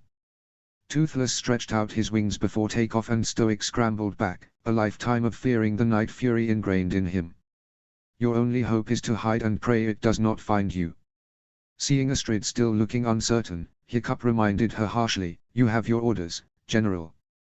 With one last mournful warble, Toothless took off, the sudden departure forcing the others to shield their faces, and Hiccup knew as they flew, Stoic would hear the same whistle in the air from his worst nightmares. Hash hash hash. Astrid's heart was in her throat and it felt like she was choking on it. This is where you tell me I'm not a Viking. This is where you tell me I'm not your son. Stoic seemed just as lost, staring into the sky his son had just flown into on the back of his greatest enemy. Tell me this isn't true, lass. He never told me about that last part, she stammered, her voice rough and shaky. But I was there when you chained Toothless. You looked damn close to doing the same thing to Hiccup. So I'm not surprised. Or, at least, I shouldn't be. How could you have never told me this, Hiccup? The day I ended the war with dragons. The day you and I started understanding each other. I like to say that I managed all of that and it only cost me my leg and nearly my life, but that wasn't all. She remembered that day on the cliffside with him, had even told him he'd lost everything, but she hadn't known. And yet she had still thought he was the bravest Viking she knew. That wasn't what I meant, Stoic said. Astrid's eyes jerked to his. Well, it should have been, she snapped. You all. You ride dragons, he asked, still refusing to believe what he'd seen. You did, too, she told him. In fact, you had 2 different dragons over the years and you adored them, just as they adored you. Dragons are monsters, he pressed. And Astrid had always been a little bit confused by Hiccup's relationship with Stoic. She had a general awareness that they hadn't gotten along before Toothless, but some part of her had still envied the bond the two had built in the aftermath. Astrid's father had wanted a son and Astrid's mother had wanted a different sort of daughter.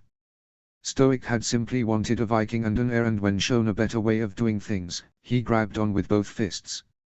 He was boneheaded and stubborn and quick to violence, but most Burkians were. But Astrid was pretty sure this was her missing piece to the Haddock family puzzle. This man Hiccup had spent years doing a poor job of banishing from his memory. Imagine what we must seem like to them, she told him. Stoic kept shaking his head. This makes no sense. None at all. My son couldn't have befriended a Night Fury. Stoic could grumble and steam all he wanted, but Astrid had no fury in her.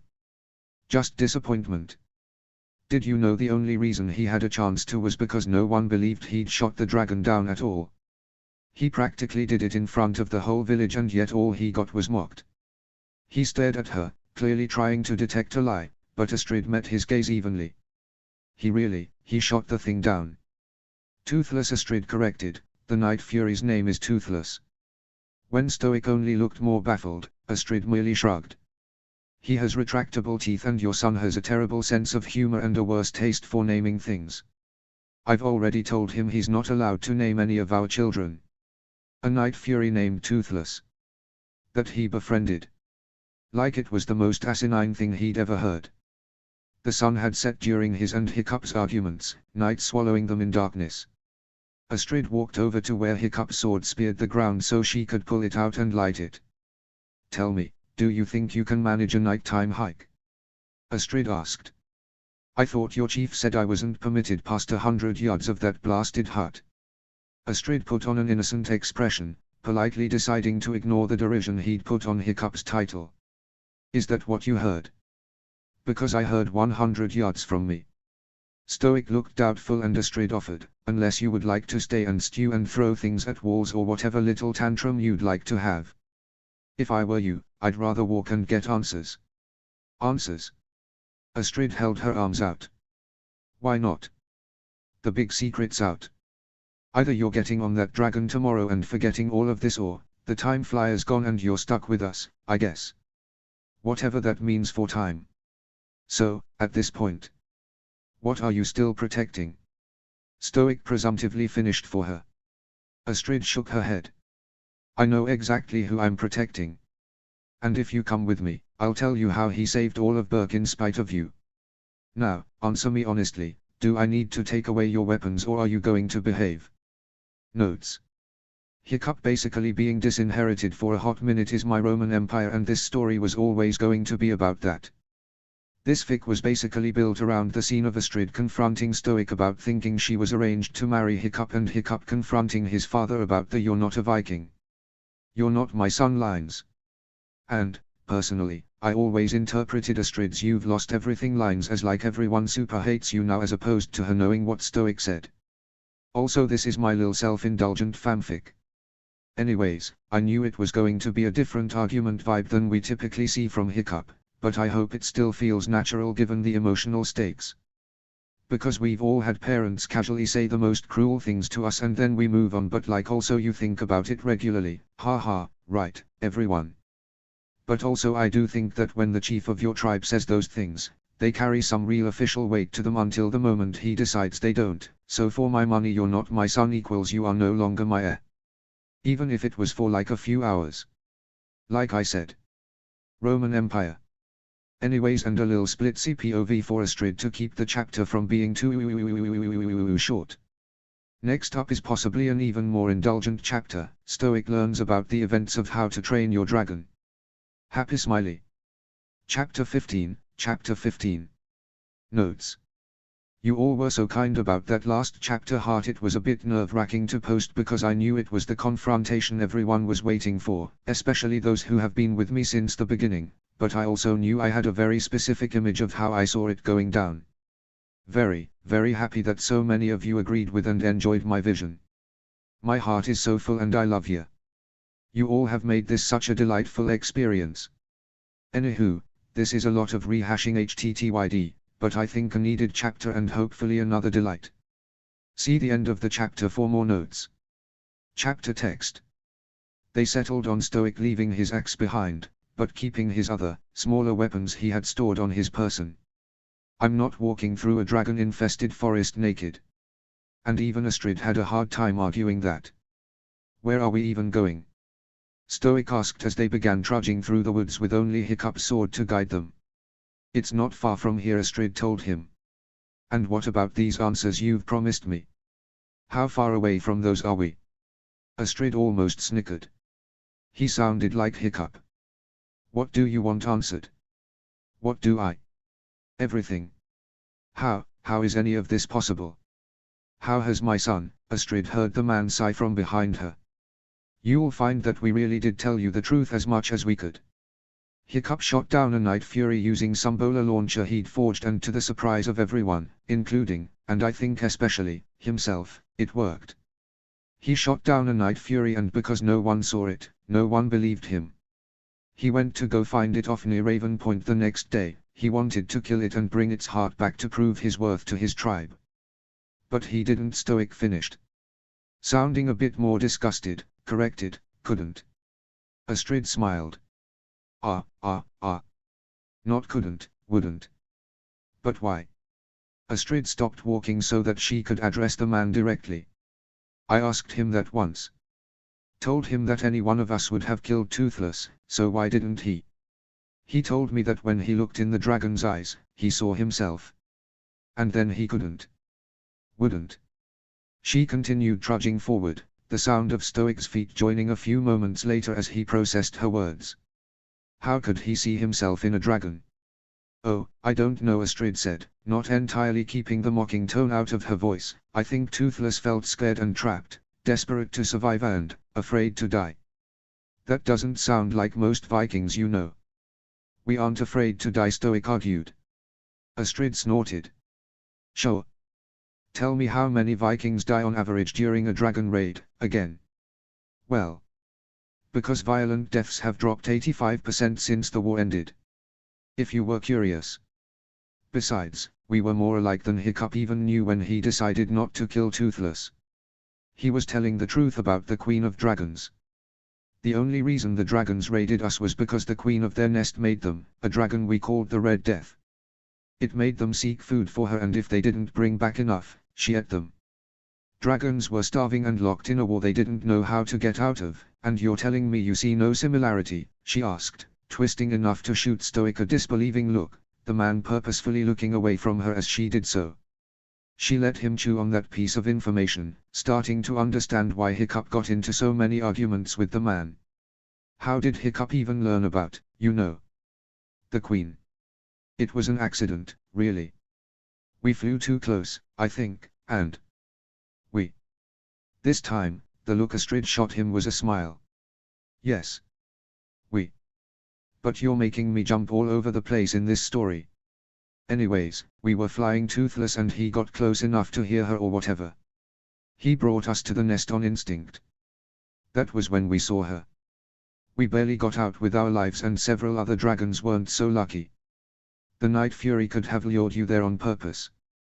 Well, first of all, even at that point Toothless adored Hiccup, but if you're not willing to believe that argument, then did you see that red tail fin on him? That's not letting an injured tail fin heal like the Time Flyer. When Hiccup shot Toothless down, it ripped off half of the fin and Toothless couldn't fly. So, without that tail fin, and Hiccup on his back working the pedal system, Toothless would have been grounded permanently. A Night Fury adored my son. Is that so hard to believe? Astrid wanted to demand. Why are you so convinced that no one and nothing could love your son as he is? But she knew that would do nothing but flare tempers and start another proper argument. She didn't want to fight. Instead she said, not at first. Of course, I wasn't there for this part of it, but after freeing Toothless and realizing that he couldn't fly out of the cove, Hiccup started working on tailfin designs. Getting a working design on the dragon meant earning his trust, learning how he behaved, what calmed the dragon and what spooked him. Which was information that came in handy during dragon fighting class. Stoic filled in for her. Exactly. So while everyone else saw Hiccup suddenly getting really good at killing dragons, he was off in the woods doing pretty much the exact opposite. It took weeks and there was a lot of trial and error, but he got there, just in time for him to be selected to kill his first dragon in front of all of Burke as the first in our class. Stoic scoffed. I bet you took that well. Astrid barked out a genuine laugh. Oh, I wanted to kill him. In fact, I followed him into the woods. We'd all seen him scurry out there, just no one knew why, and I was convinced he had to be cheating somehow. Astrid shrugged. I still argue that I was technically correct about that. Didn't expect a Night Fury to nearly attack me, only for Hiccup to wrestle me to the ground and assure the dragon that I was a friend. What did you do? Astrid turned around to put her hand on her hip. What do you think I did? I ran to go tell my chief his son had lost his mind, of course. But you didn't. Didn't get to, Astrid answered, the two of them now walking side by side. 1 second I'm sprinting through the woods and another second my feet are dangling in the air and a second after that I am clutching onto the skinniest branch of the tallest tree you've ever seen. Hiccup is begging me to trust him, to prove that his Night Fury can be trusted, and I don't really have another way to get down, so I climb onto the damned thing and hear Hiccup tell Toothless to take us down gently, but, oh, did he? No, he did not. Instead, I'm taken on one of the most terrifying, gravity-defying, speed-boggling flights of my life, still to this day. It isn't until I'm clutching onto Hiccup as hard as I can, saying anything I can think of to get the dragon to slow down, that he finally does. So, the dragon can't be trusted. Astrid winced. She'd gotten a little lost in her story and her memory that she had forgotten the original goal. Whoops. He can. Well, he can be trusted as much as I trust your son. Unfortunately, the two of them are occasionally lockstep in being little shits. And the most annoying thing about them is when their dumb or terrifying plans work, because that one did. Astrid remembered that sunset, the stars and the clouds.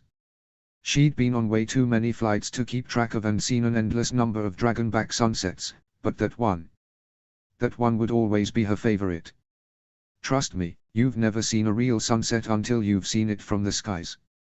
Suddenly aware that Stoic was staring at her, Astrid cleared her throat and banished the memory, as beautiful as it was, because she needed to stay focused.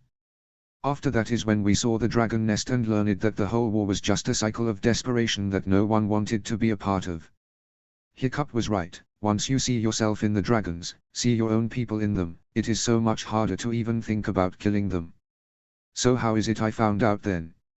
Astrid brushed hair from her face. The next day, actually. That was when Hiccup was going kill his first dragon in front of Berk, a monstrous nightmare. Except, instead of that, he decided to show everyone that dragons could be trained, that they didn't need to be our enemy. And it was working. Until you, Astrid told him accusingly. You didn't like what Hiccup was doing and your commotion startled the dragon. Hiccup could have died except Toothless heard him, from all the way across the island, and even though he was unable to fly he ran and he got there just in time, blasting Hookfang before he could hurt Hiccup. That's the monstrous nightmare, by the way. Hookfang. He's Snotlout's dragon now. Hiccup had mentioned. He said that Toothless saved him when he was only in danger because of me. He was right, Astrid told him simply. Anyways, that's when you and he must have, talked, and then the next thing we knew every able-bodied man and woman was sailing off Berk to fight a dragon we knew they had no chance of defeating. Speaking of which, we're here. They broke through the tree line finally and Astrid unlit Hiccup's sword, the moon and stars above and Berk below giving them enough light to go off of. Stoic stepped closer to the edge, eyes on the village Astrid is sure he barely recognized.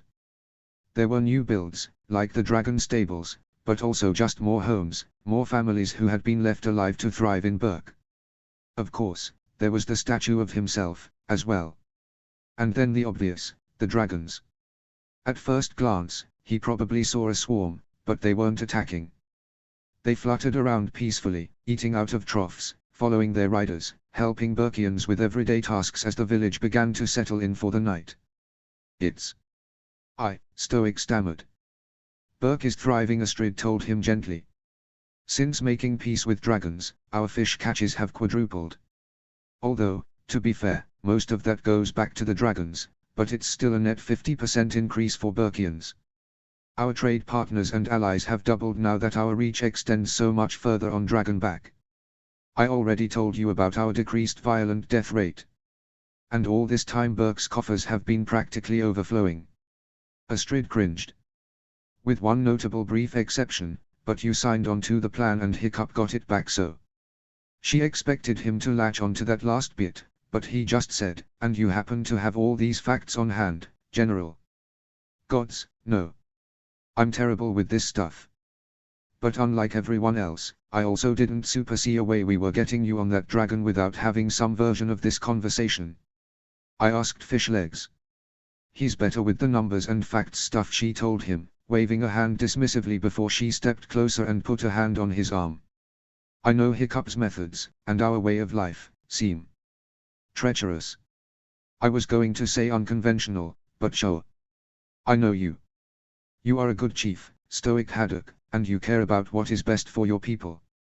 As foreign as it may sound to you, dragons have proven to be what is best for our people. Stoic's head shook, like he still couldn't make everything match in his head. Dragons bettering Berk couldn't go along with dragons being his enemy, and he hadn't decided which one to give up on yet. He started, but that was when a screech broke the air.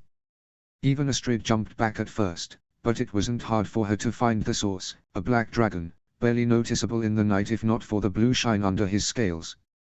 What is that? Stoic demanded. Your son, Astrid answered lightly, and his friend, Toothless, the king of dragons. Stoic startled at that, nearly sliding off the cliff, and Astrid laughed. Did we not mention that part? Night Furies, they're not they. Him. Toothless. Alpha dragons tend to be much larger, bewilderbeast dragons as far as we can tell. We haven't come across another who wasn't one. But a bewilderbeast was being controlled by a cruel man who threatened Berk, threatened Hiccup. So Toothless challenged it and won. Now all dragons listened to him. Just so he could keep Hiccup safe. Madness, Stoic muttered again, but the word didn't sound quite so derogatory that time. Astrid was tempted to smile until she realized why Toothless had likely been roaring. They're trying to find the time flyer. Will it work? Astrid shrugged. The time flyer listened to Toothless fine before, but that's assuming the dragon hasn't already left. She turned her gaze away from Berk and stepped to the right, where the view looked out to the ocean instead. Berk wasn't what I wanted to show you anyways. It wasn't? Stoic asked, looking incredibly reluctant to turn his eyes away from his village even as Astrid waved him closer. No. This is. Well, technically down there, she corrected, pointing down the cliffside to the edge of the docks, but that would have taken a lot longer to walk. Anyways, that is where I stood with your son as we watched all of Berk sail away to die by the Red Death. It was where I asked him why he wouldn't kill a dragon, where I told him that I wanted to see what he did next. Other people could point to plenty of other moments that were the moment for Hiccup and changing Berk, but for my gold. That's the moment. Hiccup was alone and ostracized. More so than I even knew, apparently. His back was against the wall and it seemed like he had no options, so he did what Hiccup would always do in that moment. Stoic raised an eyebrow and Astrid smiled fondly. Something crazy. That's more like it, she'd told him. All of this is insanity, Stoic said, but again, the bite was gone from his words. Instead, it was a quiet disbelief. That's kind of Hiccup's specialty. Doesn't mean he's wrong, though. Annoying as that is. Peace, he muttered to himself, with dragons. You want to give it a try? He turned to her sharply and Astrid only smiled wider before putting her fingers in her mouth to whistle. See, she explained, unlike a certain night fury I won't name, my dragon has lure and a modicum of stealth on land. Stoic's eyes widened as Stormfly stepped past the forest line to join them on the cliff. She's also good at keeping other dragons away from us. Deadly Nada, Stoic muttered and Astrid grabbed his wrist before he could reach for a knife. I promise she's quicker than you. I did train her, after all. And she is a much better student than your son. Astrid approached her dragon easily and Stormfly chirped happily, eagerly accepting Astrid's praise and attention. Yeah, good girl, you're a good dragon, aren't you? You wouldn't attack anyone. Unless provoked, she added pointedly. That's a deadly Nada, Stoic repeated, this time more confidently. Astrid turned back to face Stoic and crossed her arms.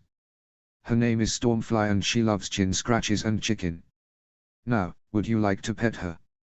For a moment, the man hesitated and Astrid wasn't actually certain if this would help or make everything worse, but then Stoic's eyes left Stormfly's and met Astrid's. Hiccup. He said the two of us started understanding each other after a catalyst. Was this it? Dragons. Uncrossing her arms, Astrid told him, yes. His eyes flicked from Astrid to Stormfly and back again. She saw his hands clench and release, a nervous twitch of a trained warrior trying to stand down. How do I do it? Astrid wished Hiccup were here. Stoic was a fantastic chief, a great man, but a flawed father. He trusted and listened to his son too little and he had a narrow view of manhood and being a Viking. He adapted slow and argued fast and was too easily convinced he was right. He caused hurt without realizing it and didn't always know how to address that after the fact. But Stoic loved his son. And he would do anything for him. Hold your palm out and approach slowly. Let the dragon know you mean no harm. When they trust you, they'll let you know. The chief took a few moments to gather his nerve, but he did as Astrid instructed. Really, the game was rigged in his favor. Stormfly adored Stoic as all their dragons did, and it was Astrid's gentle hand on Stormfly that kept her from leaping forward and demanding pets and attention from him. But this version of Stoic didn't need to know that. So the two of them watched Stoic approach trepidatiously, his nerves clearly being manhandled and white-knuckled into cooperation. Okay beastie, he began saying as he neared Stormfly, I won't hurt you and you won't hurt me. Have we a deal? Stormfly chirped and glanced at Astrid, clearly asking if she could please go ask him for scratches now. Hold girl, she told her dragon quietly. Let him approach. When he was a foot or so away from the dragon, Stoic stilled. Stormfly glanced at Astrid again and the young Viking removed her hand, granting permission. The deadly Nada only needed to lean down to press her snout to his hand. Stoic jumped at the initial contact, but Stormfly barely gave him time to recover before she was nudging her head against his body. Chin scratches Astrid reminded him and he jerked at the address, but then obeyed. Stormfly crooned at the attention. Hiccup and Toothless are going to be so jealous. This is unbelievable, Stoic said, eyes alight. Yeah, Astrid said. Not insanity, or nonsense, or treachery. Just, unbelievable. It is. Wait until you ride one. Stoic jumped at that and Astrid laughed, feeling half of her tension and worry and fear flow away. Not tonight. He asked nervously. No. Not tonight. Tomorrow, though. Assuming, well, she waved at the sky in the direction they had heard Toothless. Stoic grimaced. Right. But baby steps. Astrid stepped closer to the two of them and part of her couldn't help but agree with Stoic, this was unbelievable. Like a miracle. Every part of it. Stoic accepting peace with dragons for a second time. A dragon carrying Hiccup's dead father from the past. Hiccup befriending a Night Fury in the first place, the catalyst, as Stoic had called it, that so much of their lives now depended on. Astrid didn't like to think about how fragile it all was, and how nearly none of it had ever really happened. I have a secret, too, Astrid told Stoic, turning her attention to Stormfly mostly to distract herself. Well, really, I suppose it's still Hiccup's secret, but I don't think he knows that I know. I don't see what could be more surprising than Hiccup turning Berk into a land of dragon riders. How about the fact that he almost didn't? That day, when he'd been chosen to kill his first dragon in front of Berk and I followed him into the woods, he was planning to leave. Like, permanently. Stoic's hands stilled as his eyes widened. He would have just left. We probably all would have assumed he was carried away by a dragon. Which, would have been more or less true. Carried away, like his mother, Stoic muttered painfully and Astrid looked away. More accurate than you know. Looking miserable at the thought of it, he asked her, he really would have chosen dragons over his people. I think, that maybe he felt like his people would choose dragons over him. Or rather, their war with them over him. This is where you tell me I'm not a Viking. So, why did he stay, then? Well, like I said. I interrupted him. And then we were flying and we found the Red Death and, suddenly we knew why the dragons were attacking. We knew they were all like us, just desperate to survive. I think that was when Hiccup decided to stay, when he realized there was a way for him to help his people. For him to be, Astrid sighed, useful. Stoic frowned, but in consideration. Help us, by betraying our customs. By letting go of the past to ensure his tribe had a future, she corrected. So, yes, he almost left because he didn't feel like he belonged, but he stayed for love of his kind, because he wanted to show everyone there was a better way. All of that despite the fact that he knew he didn't belong. Not to that Berk, anyways.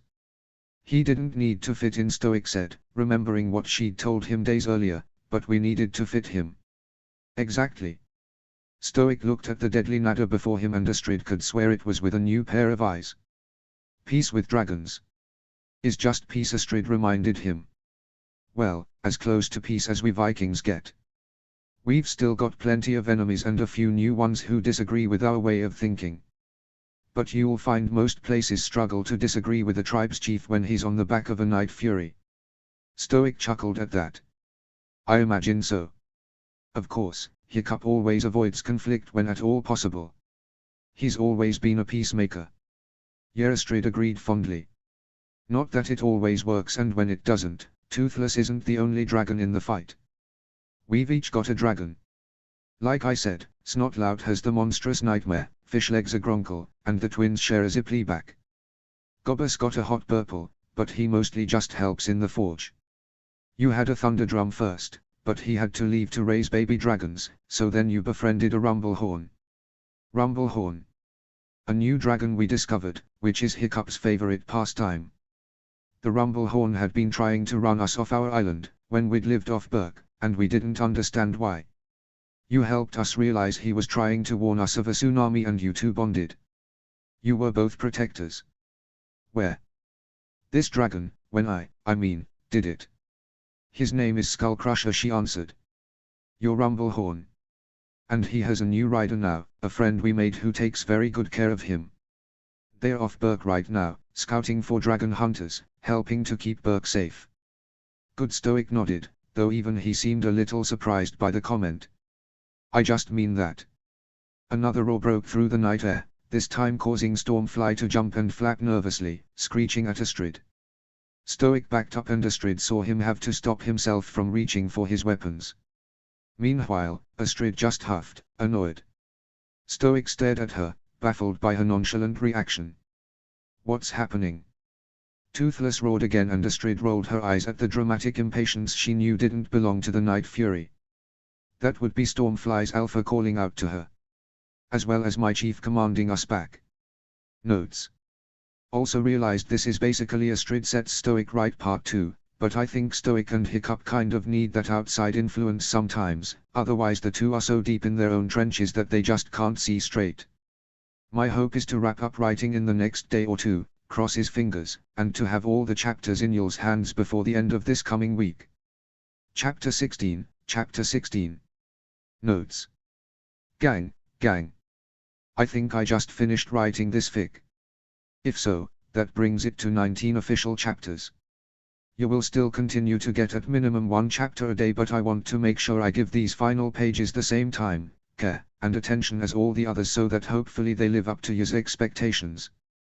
To those curious, I write a chapter largely on my laptop in the evenings and then over the next 2 to 3 days obsessively reread it on the Docs app on my phone, as in like I'm rereading and tweaking while I'm walking my dog. She walks very slow, at night while I'm in bed, mumbly-mumble, maybe while I'm meant to be working too, mumbly-mumble.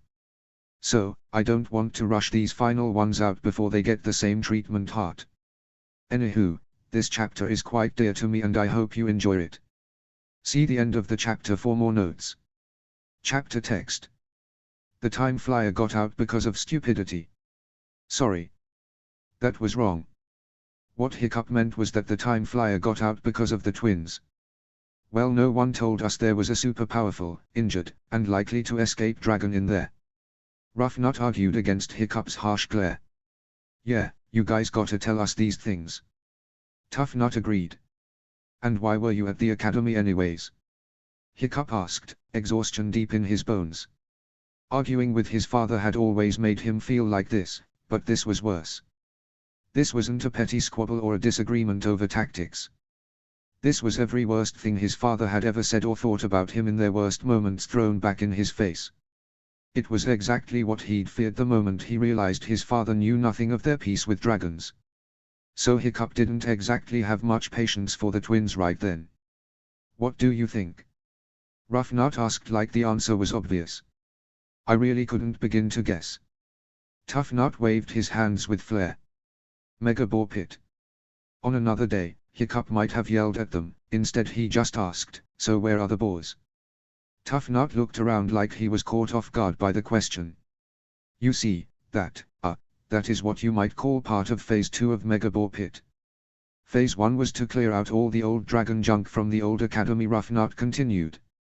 Including the random dragon that had wandered into the future site of our Mega Boar Pit. So we scared it off. Rough Nut finished, the answer obvious to the twins and only the twins. Of course, then Barf and Belch lowered their heads down to their riders and Rough Nut clarified, Barf and Belch scared it off. I helped. Tough Nut added. I made loud noises. You really think the dragon heard that over the explosion? It could have. Hiccup pinched the bridge of his nose. Okay. So the explosion was Barf and Belch scaring off the random injured dragon you found locked within the academy. And you didn't stop to think for 1 second about why it was locked in there? No, of course you didn't. Hiccup answered for them, annoyed with himself that he'd even tried to ask. Rough Nut put her arms out wide. Well, we didn't know it was injured. Until it couldn't fly away. Tough Nut added. Rough Nut's arms dropped. Oh yeah, then we pretty much figured it out. I mean, he ran like Toothless. Tough Nut leaned in close, covering his mouth with one hand as if to block Toothless from hearing. You see, it's not a good look on T, running. Even if Tufnut had covered the correct side of his mouth, Toothless still would have been able to easily hear the comment considering the Viking had barely lowered his voice. The Night Fury growled in response and Tufnut flinched back. Wizardry. How could he hear that? Focus. Hiccup snapped. When it ran off, where did it go? Did you see any lights? Lights? Tufnut asked. Like, Ruffnut pointed up and Hiccup followed her meaning and. No, not the moon. Like, a bright flash of light. Sudden, but short-lived. Did you see anything like that? The twins looked at each other. No. Tufnut answered, which was only mildly reassuring. Okay. So which way did it run off to? The twins proceeded to point in exactly opposite directions. Noticing the other, they corrected, so that they still pointed in the exact opposite direction. Great. Hiccup spat. Perfectly helpful as always, you two. Come on, Toothless. He stomped over to hop onto his dragon, Toothless warbling in agreement. Who yacked in his yak pudding? Ruffnut loudly asked. Tufnut had a more sympathetic approach. He must be taking the news of his father pretty bad. Poor guy. And because Hiccup was completely calm and level-headed about the day's events, he shouted back, everything is fine with my dad, before Toothless took off. Hash hash hash. He and Toothless found the time flyer. It had retreated into the western woods behind the academy and was relatively easily lured out and back into the academy by Toothless. Of course, when he went back to Mildew's to share the good news, finding his father and his betrothed was a different matter. Hiccup whistled for Stormfly, but the dragon wasn't within earshot of him. Toothless took over, calling for Stormfly as her alpha. Why does no one listen to anything I say? Hiccup angrily asked his dragon. Toothless warbled back, clearly telling Hiccup not to take it out on him. Hiccup sighed, exasperated. Sorry. You're right. You are pretty much the only one I can trust around here, but still Hiccup frowned, having expected Stormfly to have joined them by then, or at least called back. Call for her again. Toothless gave Hiccup a half-lidded dry look. Come on, bud, help me out here. Toothless warbled mockingly, but did as Hiccup asked, calling a second time, but then made a point to curl up on the ground and get comfortable. He wouldn't be calling a third time. Hiccup sat at Mildew's front stoop. After a few minutes Stormfly landed in front of them, eagerly running to greet her alpha and friend. It almost seemed like she was apologizing for being late, but Toothless just glared at Hiccup. The young Viking stood to give Stormfly some appreciative scratches, but the dragon hadn't been who Hiccup was actually interested in. Where's Astrid, girl? Stormfly squawked at Hiccup and then again at Toothless. The Night Fury warbled again in a half-mocking exasperated manner of his own before laying his head on the ground. Clearly, Toothless wasn't worried, which meant Hiccup didn't need to be either. Great. That meant he could be annoyed. It took nearly a half hour for Astrid and his father to finally make an appearance, Hiccup launching to his feet as he saw them exit the forest. What part of not permitted past 100 yards from the house did you not understand, Astrid? Oh, is that what you said? She asked innocently. I could have sworn you said he couldn't be further than 100 yards from me. Hiccup shot her a look that said he didn't believe her and he wasn't amused. She rolled her eyes. It's fine, Hiccup. I was helping. By disobeying. Because you never disobeyed your chief, she asked, looking to his father, who honestly Hiccup was mostly trying to ignore. The time flyer's fine and back at the academy, he told her, instead of addressing the vast elephant in the room. Great. Astrid said, a defiant smile on her face. So tomorrow your dad rides his first dragon. That so? Hiccup asked, skeptical after his father's outburst. In fact, he had been starting to think Astrid's tackle and tie him to the dragon plan was looking more likely, except while Astrid and Hiccup had bickered, Stoic had stayed beside her, no weapons in hand. It was clear the dragon still made him a bit nervous, his eyes flickering to where Toothless laid and Stormfly trotted around. The deadly Nada even approached the older Viking, clearly asking for pets, and Stoic obliged, albeit a bit reluctantly and one-handedly. Astrid sauntered over to Hiccup, leaning in close to whisper, "See? Helping." Keeping her smug look on Hiccup, she called back to Stoic, "Hey, why don't you pet Toothless?" At that, Toothless' head perked up, wide hopeful eyes on Hiccup until they longingly turned to Stoic. He warbled sadly. Why is he looking at me like that?" Stoic asked. Hiccup looked to Astrid, who shrugged. "Your call," she seemed to think. "He misses you," Hiccup answered cautiously. "And he was there when you died. He blames himself, but it wasn't his fault. The last part he directed to his dragon." Stoic looked surprised. "A dragon blames itself for my death? Feels bad about it?" Toothless slowly stood and started creeping towards Stoic, his head low. His father watched with wide eyes, especially as Stormly trotted away to make room, but let the dragon approach. Astrid must have thought Hiccup looked like the most stressed of the bunch because she grabbed his hand and this time he let her. Toothless crooned as he got within reach and Stoic bent down to eye level. "Chin scratches," Astrid chirped. Stoic tentatively reached under the dragon's head to scratch and Toothless' eyes were wide and happy. Hiccup realized what was about to happen a moment before anyone else. "Oh, no, Toothless, don't," too late, the Night Fury licked the larger Viking's face. Hiccup grimaced as Stoic startled, causing Toothless to rear back nervously. "Sorry," Hiccup reluctantly offered. "He does that."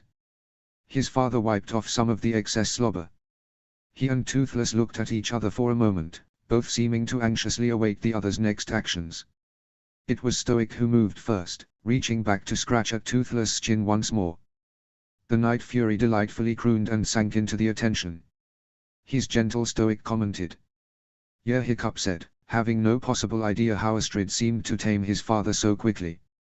"Most of them are, really, if they are given the chance to be. Toothless has always been a softie," though Astrid added, then hip-checked Hiccup as she added, "just like his rider." Toothless grumbled lightly in Astrid's direction. "Yeah, you tell her," but Hiccup agreed. "We're very fierce, very dangerous." Unfortunately that was when his dad's scratches hit Toothless' favorite spot and the dragon went down, tongue lolling happily. "Very," Astrid sardonically agreed. "Is he okay?" Stoic asked and it took Hiccup a moment to recover from the whiplash to tell him, "Yeah, he's fine." "Aren't you, bud?" Toothless warbled happily. Stoic stood up fully, brushing off his hands, but Toothless followed him, circling the Viking and rubbing his head against him happily. Hiccup knew that Toothless had been waiting for this opportunity since his father had first crash-landed and wasn't eager to give it up. Stoic laughed a bit nervously and Hiccup decided to have mercy on him. "Come on, Toothless. Let's not give the man a heart attack on day one." Toothless warbled and grumbled at his rider, but reluctantly obeyed, returning to Hiccup's side. That's a fine dragon," Stoic told him, looking awkward. "Yeah. He is. Still a Night Fury though." "Yeah. No, it's just. You must have been frightened. Trying to earn its trust. No one else before you had ever even seen one." Hiccup hesitated so long, trying to find the underlying meaning in his words, that Astrid had to bump him with her shoulder for him to spout, "I mean, yeah. You should have seen the way he screamed in my face when I first set him free." Toothless gave Hiccup a side-eyed grumble and he could imagine the dragon saying, "Well, you had just shot me down and torn my tail." Hiccup gave him a light commiserating pat. "But you still went back?" Stoic asked and Hiccup realized he'd had this conversation once before too, days after he first awoke from his injury. It was his father, for the first time, really trying to understand. "He didn't kill me," Hiccup told him. "And dragons always go for the kill. I wanted to know why. Then I saw his tail was injured, trapping him in the cove and," Hiccup sighed. "I don't know. It seemed like something I could do. Unlike killing dragons. That I knew for sure I was no good at." Stoic's eyes moved to Toothless. "Why didn't he kill you?" "Because," Hiccup scrambled for what to say and found the words in an old memory, "I think when he looked at me. He saw himself." Stoic finished. Hiccup frowned, confused, and looked to Astrid. She very pointedly did not meet his gaze. "Yeah. We both could have killed the other. Both of us decided not to." You make it sound so simple. I don't know about simple. Trust me, I've come across plenty of dragons since then who would have used that moment to kill me. Astrid snorted, probably mentally pulling up a list of all the times Hiccup had nearly died by dragon. He shot her a quick glare, continuing, but Toothless and we're just. Hiccup looked to his dragon, who looked back at him with happy, wide pupils, similar, I guess. And we both just needed to take one moment to realize that. And that we didn't need to be at war with each other. And once you meet a dragon who doesn't want to go for the automatic kill, you start thinking about how many more dragons are actually like that. Turns out it's most of them. Stoic looked out in the direction of Berk, not that any of them could really see much of it. That was the whole reason they'd brought him to Mildew's. Hiccup braced himself for the next emotionally raw interrogative question, but his father just said, I think that's plenty for tonight, don't you all? I've certainly got plenty to think about, and tomorrow I ride a dragon, he said, the last bit sounding as if he had to pull each word out. Neither of you need to stay here tonight. I won't wander off, and I know the big secret now. Go. Gods forbid Hiccup spend one more night listening to me snore instead of lying beside his betrothed. Astrid leapt on the idea, wrapping her arms around one of Hiccup's before he could decide whether to argue, be offended, or agree. That sounds like an excellent idea. We'll come by early in the morning to start work with the time flyer. Everyone. Astrid's eyes drifted to Hiccup, should get plenty of sleep before that. Stoic said, heading into the house, notably walking close to both dragons with hardly a flinch as he did so. Before he stepped inside, he hesitated. You've got a good lass there, Hiccup. And I'm proud of you. For everything. He then closed the door before Hiccup could patch himself together enough to respond. Hash hash hash. It wasn't until they had landed their dragons outside their house that Hiccup could string together enough words to form a sentence. And even then, all he could muster was, what did you say to him? Astrid paused in her stretch, clearly eager to get to bed. Oh, nothing. Little of this, little of that. When Hiccup's expression didn't change, she rolled her eyes and kissed him, gentle but brief. You may know how to train dragons, Hiccup, but I know how to train haddocks. Hiccup shoved her away lightly and she laughed. It's true, though. You're really not that complicated. More stubborn than any other Vikings I know, and that goes for the both of you, but not complicated. At Hiccup's dry look, she softened a bit, explaining more sincerely, you both just want what's best for the people you care about. I simply explained to him that what's best for Berk is dragons. Which, to be clear, is easier to do when you have 6 years of experience and reason, so don't be so hard on little Hiccup if it took him a bit longer. It took him a leg. That too. Hiccup cracked at that, turning away to try to hide his laughter, but it was a doomed endeavor. When he looked back, she looked so delightfully smug it was almost painful. I love you, he told her, because everything was weird and wrong and right and upside down and twisted inside out, but this was his constant. I will love you until I die and once more in Valhalla. Well, let's not rush that second part, she told him, but she had that look in her eyes, the one that said she loved him just as much. Now she said, holding out her hand for him to take, can we please go to bed together? And before you get any ideas, if you try something funny, I will hit you and it will hurt. I am desperate to just sleep. Hiccup started reaching for her outstretched hand and then hesitated. Actually, there's something I need to handle first. Astrid dropped her hand. Hiccup. It won't take long, I promise. And I will come back home to sleep with you. In the literal sense, he added after Astrid raised an eyebrow. She moved forward and kissed him on the cheek. You better. Or you'll be loving me from Valhalla sooner than either of us planned. Hash hash hash. Hiccup. Valka rushed to pull him into a hug after she opened the door. Hey, Mom, he said, hugging her back. Sorry, I know it's late. Never mind that, she brushed off, pulling him into her house. For the first few months, Valka had stayed in Hiccup's house, her old house, but she had claimed the place held too many ghosts for her. Although, she had also made some comments about living with a soon-to-be married couple that had made both Astrid and him wish the ground would swallow them whole. How was everything? Astrid, well, She said she couldn't tell me where you were, but everything's good. Yeah, everything worked out. Just took a little longer than I thought. Astrid told me you stayed with her that night. Thank you, he told her sincerely, remembering his guilt when Astrid had explained her day without him as they'd waited for their friends to gather at their place. That really meant a lot to her. Me, too. Valka smiled fondly at him, and he knew it meant a lot to her as well. It was fairly obvious that his mother and Astrid had a bit of a stilted relationship, and he had never been sure what to do about that. They clearly didn't have an issue with each other, so it didn't seem like Hiccup should try to force matters. Astrid was happy Hiccup had his mom. Valka approved of Astrid for his son, though he knew that his mother felt she didn't have a right to approve. Even still, it meant a lot to him. So he'd let things lie. Maybe this would be the first step towards things smoothing out between the two of them. Of course, Valka told him.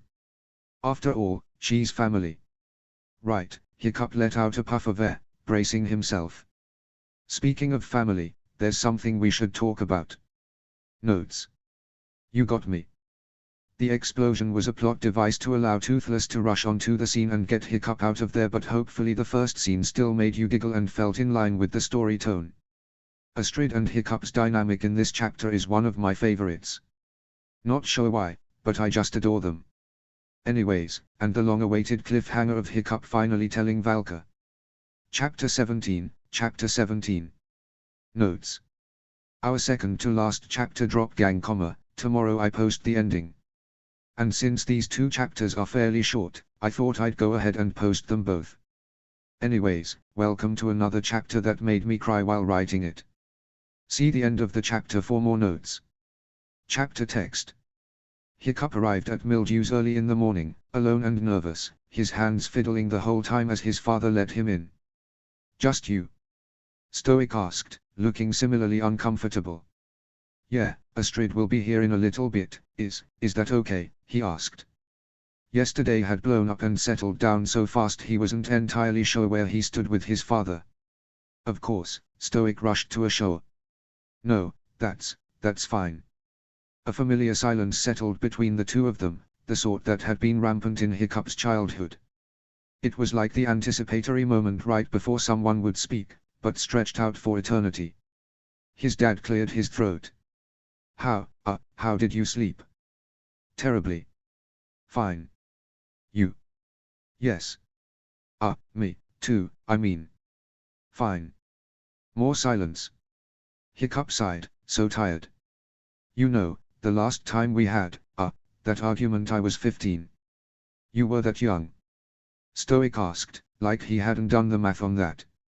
Maybe he hadn't. Maybe he hadn't wanted to.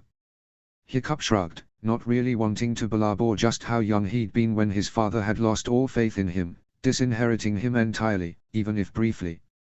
It was so strange. I know I was technically sleeping for 3 weeks, but for me it was like I blinked and suddenly I went from being Burke's pariah to its pride, he said distastefully. Pride of Burke was one of those terms that made him almost as uncomfortable as Dragon Master, which were both only one step better than useless. You basically put me in charge of our dragon problem. The others and I, we opened a dragon training academy in the old arena, made it our mission to learn everything we could about dragons on Burke. When we felt like we'd done that, we started searching past the edge of the archipelago. Hiccup shook his head, trying to stay focused.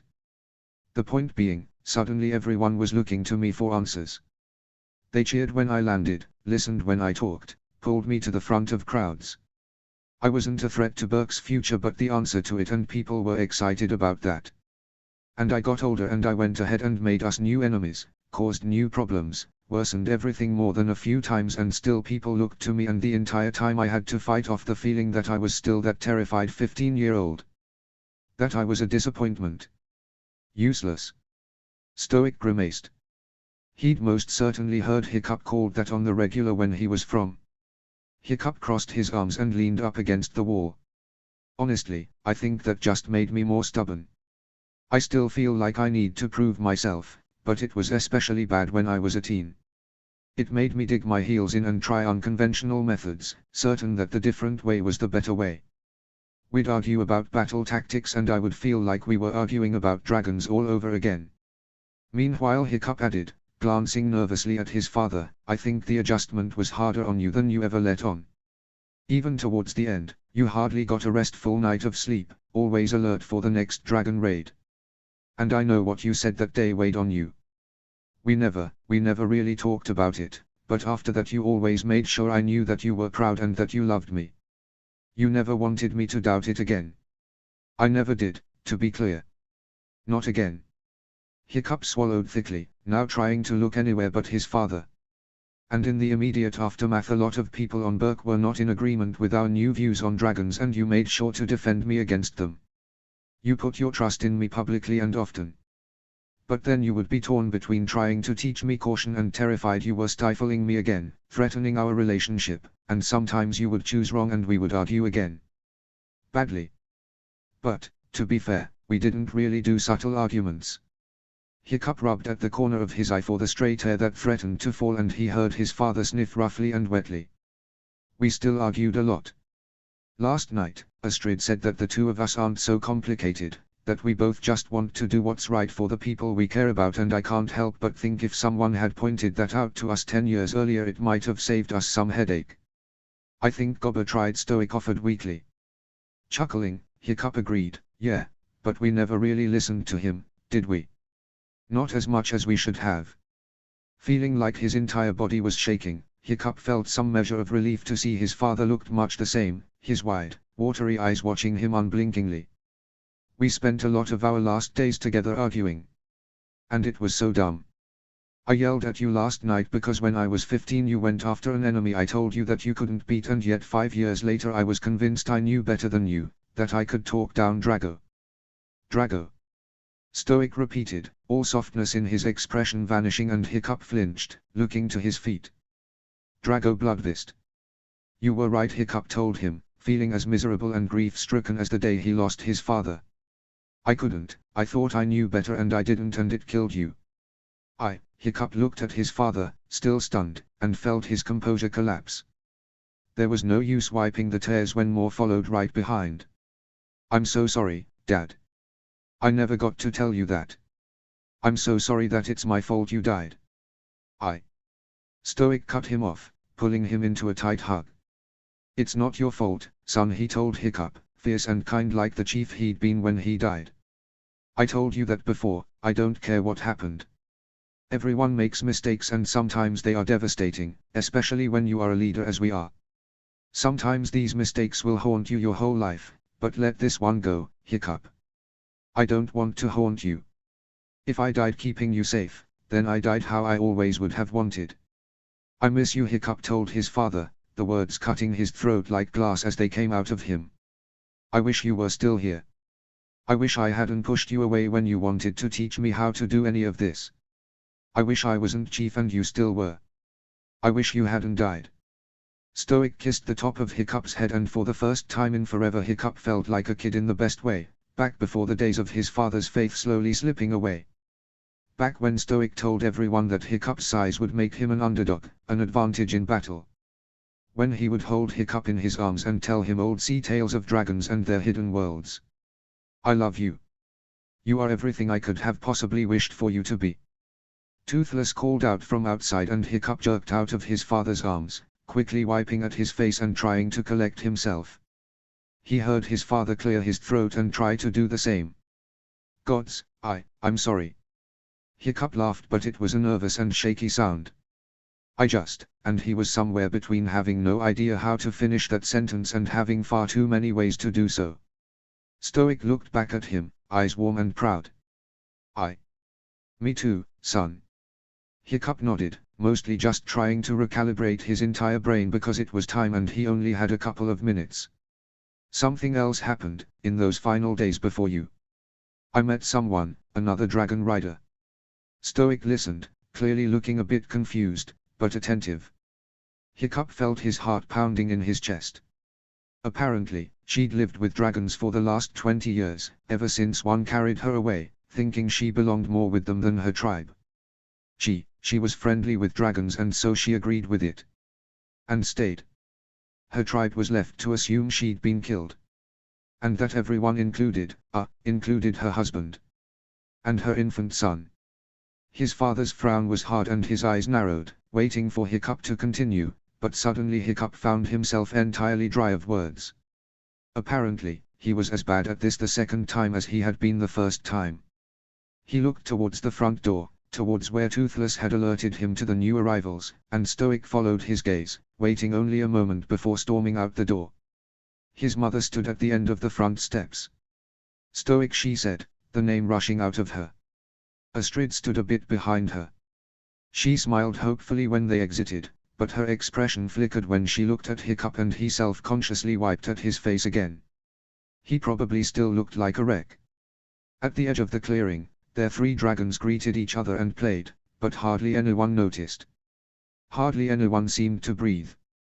You'd think I'd be less afraid the second time, Valka said, fidgeting in her nervousness. Stoic finally descended the first step. Then the second. His feet his grass and Valka seemed to use all of her willpower to stay where she stood, spine straight. Stoic reached up to her face. You're as beautiful as the day I lost you. Valka laughed and it was with relief, her hand going up to grip his wrist. You said that last time. I got to see you again. Yes, Valka told him, seeming to decide against telling him to was on his final day. That, like Hiccup, the best day of her life had also been her worst. Only now Stoic's eyes moved from Valka's just enough to count dragons and remember Hiccup's words. You're a dragon rider. Valka lowered Stoic's hand from her face and stepped back. Yes. Is that a problem?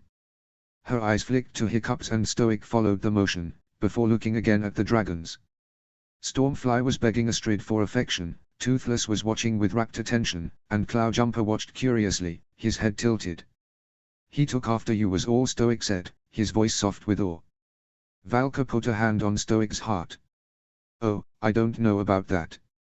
He might have been born with the soul of a dragon, same as I, but that heart.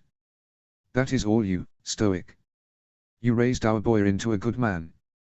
And an excellent chief. I can take no credit for that. I would tell you that you should be proud, but it was obvious even in our brief reunion that you were. Stoic twisted to Hiccup and the younger Viking jumped at the attention, feeling like the slightest breeze could send him back into an embarrassing amount of tears. Astrid stepped around the couple to slide next to Hiccup, wrapping an arm around him reassuringly. When Stoic turned back to Valka it was to pull her into a tight and desperate hug. His words were for Valka, but Hiccup could just make them out. Thank you. Thank you for not leaving him alone. Valka's eyes were on Hiccup, knowing he could hear. Astrid's own eyes were watering, a rare event, much rarer than it was for Hiccup, and she leaned her head against his shoulder. No. He's not alone, Valka agreed. She pulled away, gently brushing away his tears. You did good, my darling dear. I've got it from here. And we will meet again one day. I know we will, though I hate to make you wait any more. Take your time, he told her. Watch out for our boy. I'll wait an eternity if needed. That might be excessive. But I'll do what I can. For as long as I can. Until I can come back home to you, my love. Stoic leaned into her touch and Valka smiled despite her tears. I'm sorry I didn't trust you to be a better man. I'm sorry I didn't come back. I'm sorry I didn't give you enough reason to. She wiped away one last tear and stepped away. There's no changing the past. Well, normally she clarified, but it seems today we give it a shot. Actually, today's goal is not changing history, Hiccup clarified, wiping at his eyes and joining them in the clearing, Astrid still holding on to his arm. Just to be clear. Stoic riding a dragon a year before you defeat the Queen of Dragons.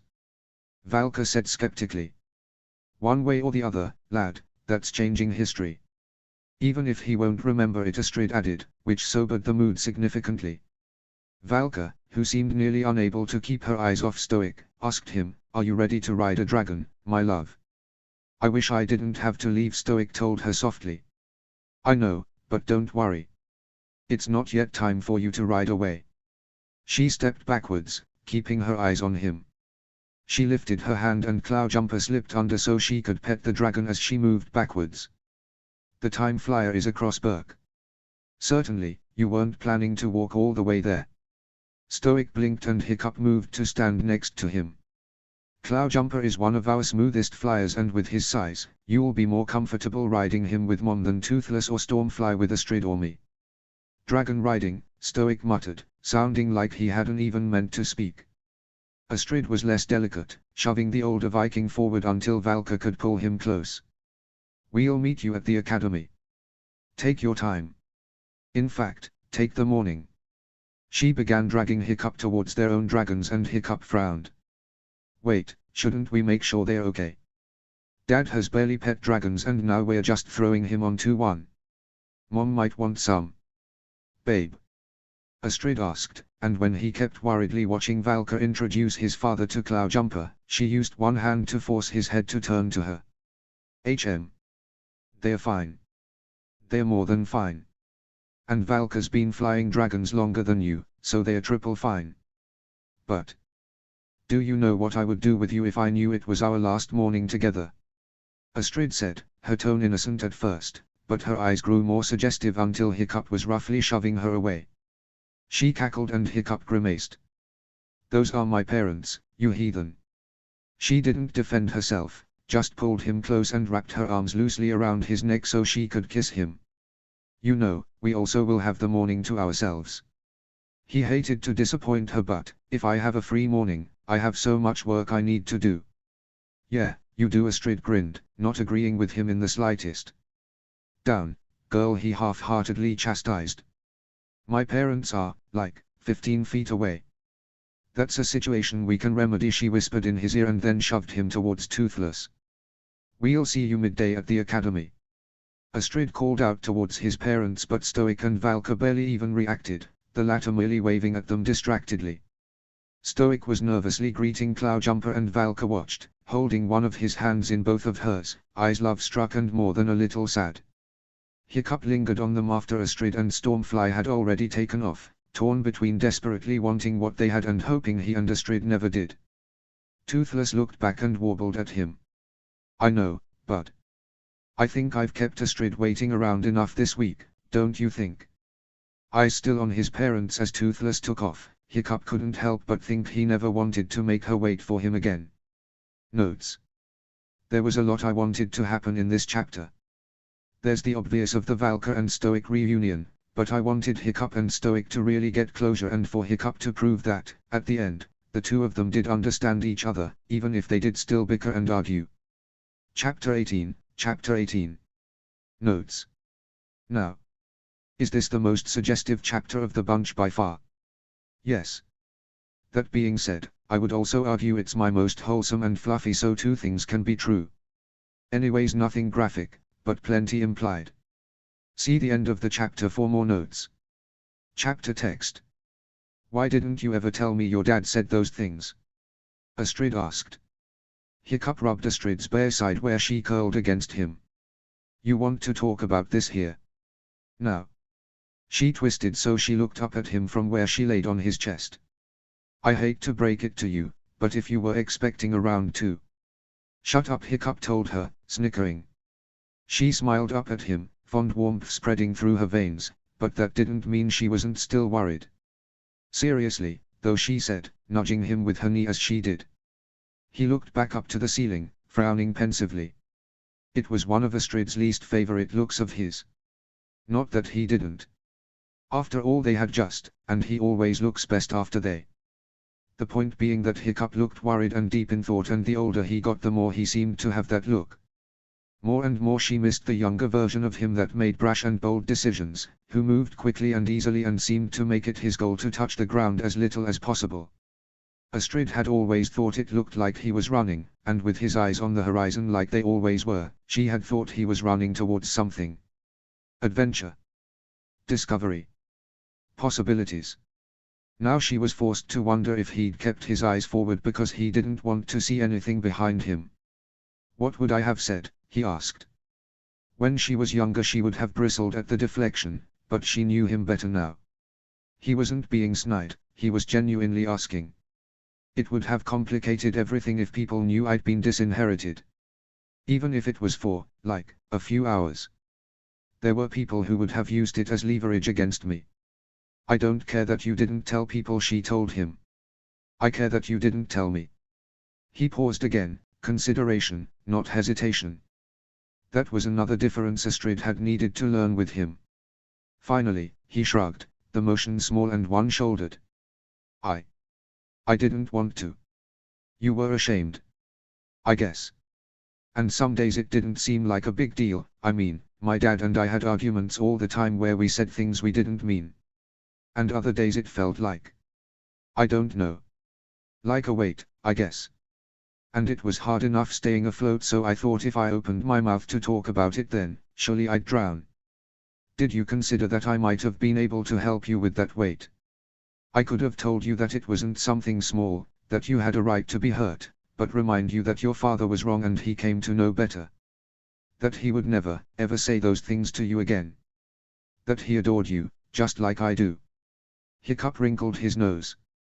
Just like. Astrid smashed her palm into his face and he laughed, light and joyful, and it was her favorite sound in the whole world. Not just like. Now you're the heathen. And he gave her that look that said, after what we just did, you know that's not true. Astrid was well past blushing at such insinuations, meeting his gaze head-on with a self-satisfied smile. His smirk morphed from teasing to dopey and soft. I should have told you, he admitted. I just never knew how to have that conversation or how to ever even start it. Like, just walk in one day like, hey, Astrid, did we ever talk about the worst fight I ever had with my dad where he basically disowned and banished me? Anyways, do you know what's for dinner at the hall tonight? Unrealistic, Astrid told him, you have never once been prepared enough to ask what was being served at dinner in advance. He snorted, but didn't argue. Otherwise, yeah. Something like that would have done the trick. Sometimes Astrid swore his green eyes could see deep into her soul, into places even Astrid herself had dared not tread. She wondered if he knew she could do the same to him. Do you have any weights? He asked. She moved her arms so they were folded under her chin on his chest. Plenty. A lot of them are probably about my parents, too. A few are about how being potentially arranged to marry you as a kid made me feel. Or snotlout, yuck. But one I've been thinking about lately is how scared I feel knowing I almost lost you and all of this. Astrid watched him frown, sifting through his near-death experiences to try to figure out her meaning. A little concerning, he had so many to think about. I mean, when we were 15. You almost left. With Toothless. Hiccup blinked, clearly not having expected that answer. You knew about that. I heard you talking to Toothless before you spotted me. She need him. To be clear, this is another thing you should have talked to me about sooner. He jabbed her forehead. You also haven't talked about this. Fine. We'll call this one a draw. What about that do you want to talk about? She had to think about it because in that moment she realized she wasn't sure. She had just wanted to offer him something equal in exchange. He had been afraid to talk about his history with his father, she was afraid of the idea that everything good in her life had nearly never happened. Astrid tried not to think about the what if of Hiccup flying away on Toothless before she ever really knew him. Would you really have left? Hiccup seemed reluctant to answer, but nodded slowly. That was the plan. In hindsight, it was a bad plan. I have no idea how I would have survived. I was so shit at hunting and I had next to no supplies for trapping and only enough food for a week or so. Ideally, maybe I would have run into the defenders of the wing or the wing maidens or, hell, even my mom, but I don't know. It was a bad idea. But I had a lot of those back then. I wouldn't say a lot, Astrid mindlessly corrected, barely hearing her own words, but fighting Hiccup's self-depreciation was like second nature to her. Would you have left a note? Anything? Hiccup opened his mouth, hesitated, then carefully answered, it seemed that everyone thinking I was carried away by a dragon would be for the best. Starting around 13, I think. Villagers had started placing bets on whether I would be carried away by a dragon during that month's raids. I'm pretty sure if I had left, Spitaloot would have technically won. Astrid wrapped her arms tight around Hiccup's midsection, her heart aching at the words. The person she loved now so desperately had spent most of his first 15 years genuinely thinking everyone would be better without him. It made her feel idiotic that she hadn't realized how deep of a wound his childhood had left. She wanted to ride the time flyer back instead of Stoic and fix everything for him. She'd figure out whether to beg all of Burke to listen to her or beat them into submission when she got there. And she would start with herself. But she couldn't do that. Instead she snuggled as close to him as she could and he wrapped both his arms around her too. "I'm sorry," she said. "I love you." They were the only two things she could think of to say that actually mattered. "I love you, too," he said easily. "I would have been so sad if you'd left." A long pause. Then, gently, "No, you wouldn't have been, Astrid. Not then. You might have even been a little relieved. You wouldn't have had to worry about being forced to marry me." Astrid somehow managed to hold him tighter, feeling like she might burst from grief. "You're wrong," she told him, her voice thick and rough, "because they might have made me marry Snotlout instead and that would have been so much worse." She didn't get much more than a puff of air as a laugh from him, but one of his hands started carding through her loose hair. She wasn't so rigid with it anymore, but still felt odd leaving it entirely unbraided in public. She saved that for him and knew he treasured it, just as she treasured his tolerance of her twisting braids into his hair. "You're right. I did you a favor staying." Still keeping her arms wrapped around him, she awkwardly twisted her neck because she needed to look him in the eyes. He was kidding, but Astrid was sincere as she said, "You did. You did me the biggest favor in the whole world by staying. I was a lot of things before you, hiccup, but happy was never really one of them." He brushed hair out of her face. "Are you happy now?" he asked, and in another context she might have teased him for the question, called it obvious and stupid and kissed him or shoved him instead of answering. That morning, she told him, "I am happier than I ever understood was possible." His lips twitched, like he was trying to hide how relieved he was to hear that. "Me too." Astrid tilted her head and made a show of grimacing. "So, I know I was the one who said no round two," and when Hiccup laughed in response, Astrid took her time inching up his body, drinking in the sound. It felt like the sun itself, a precious rarity on a desolate island like Burke, meant to be savored and treasured. Even as they were nose to nose, he still chuckled, his eyes bright and his smile genuine. In the end, she couldn't cut him off and he was the one who had to lean up to kiss her. She loved his laugh. She loved his happiness. She loved the life he had given their people, but especially the one he had given her. She loved him. Notes. And that's a wrap on Astrid's POV, she loves him so much, Your Honor. Chapter 19, Chapter 19. Notes. Here we go, gang, On a serious note, I really want to thank all you who have read, gave kudos, bookmarked, and especially to those who commented.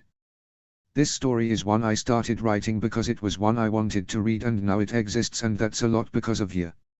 I was nervous to start posting before completion and this story defs became way bigger than I had imagined, but without you making it exciting and fun I probably would have bailed out or rushed through the story and shredded the plot just to hit the very few scene ideas I had in my head. Instead, it feels like something big and expansive and complete. So thank you, heart. See the end of the chapter for more notes. Chapter text. Everyone waited for Stoic and Valka to arrive at the academy. Fishlegs had wanted to tend to the Time Flyer's injury one last time and Snotlout hadn't wanted to miss any of the action.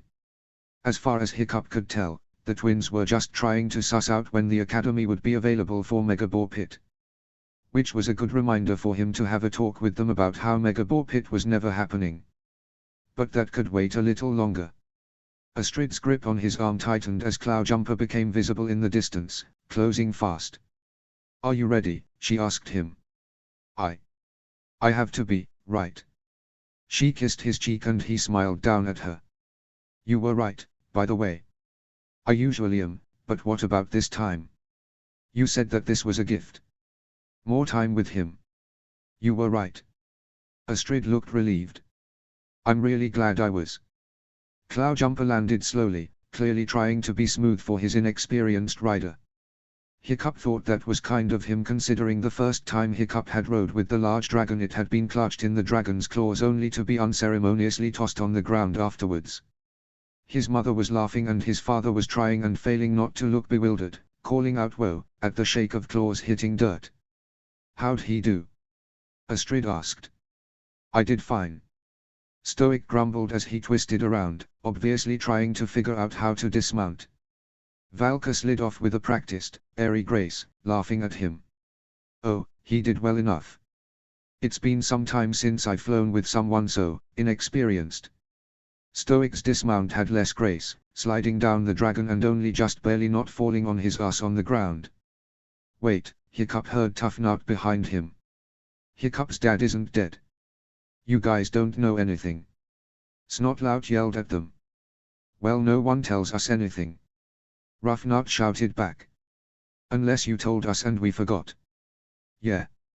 Rough Nut agreed, still shouting.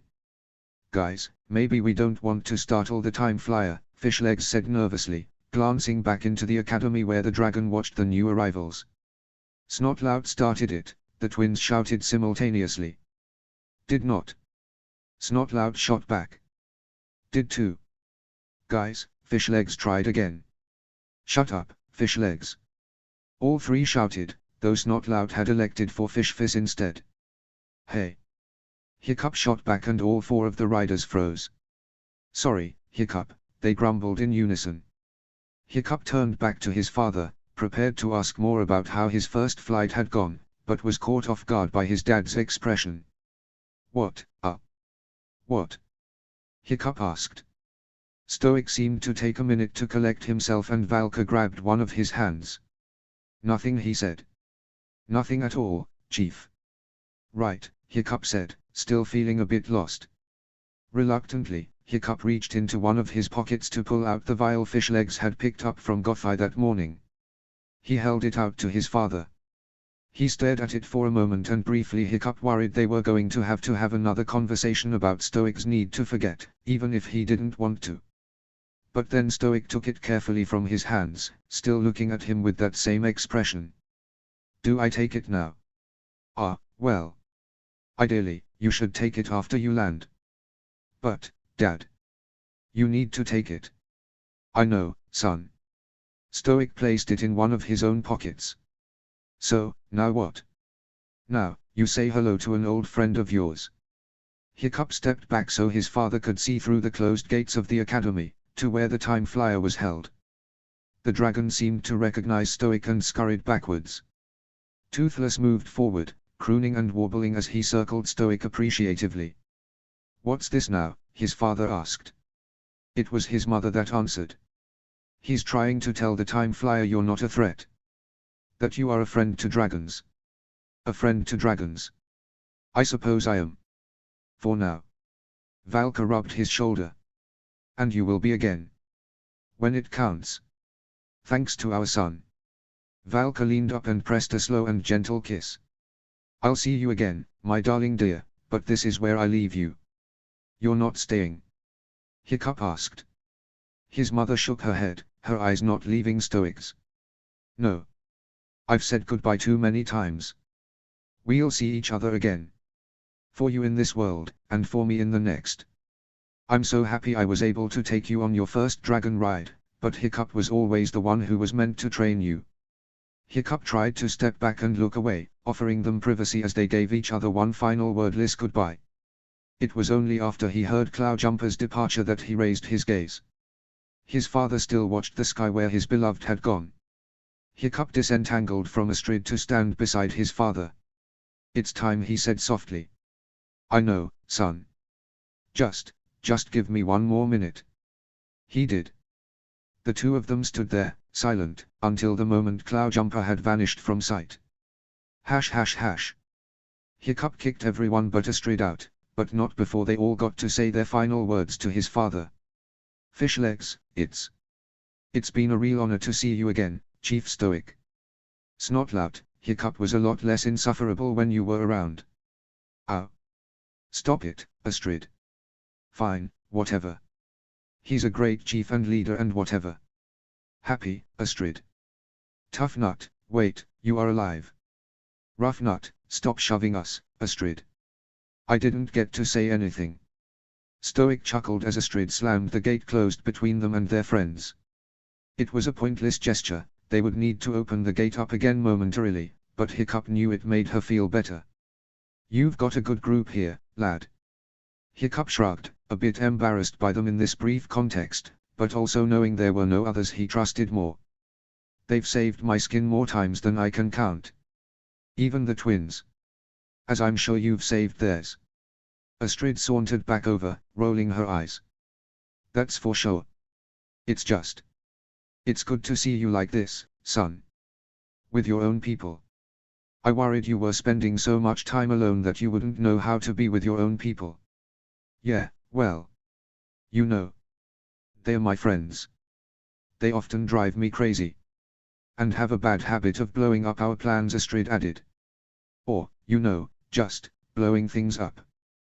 But yeah." As they talked, Toothless had been with the Time Flyer, warbling reassuringly, trying to calm the nervous dragon. Astrid rubbed Hiccup's arm, telling him, "You've got this," before stepping back. She was here for support, but otherwise seemed to agree with his mother. This was Hiccup's task.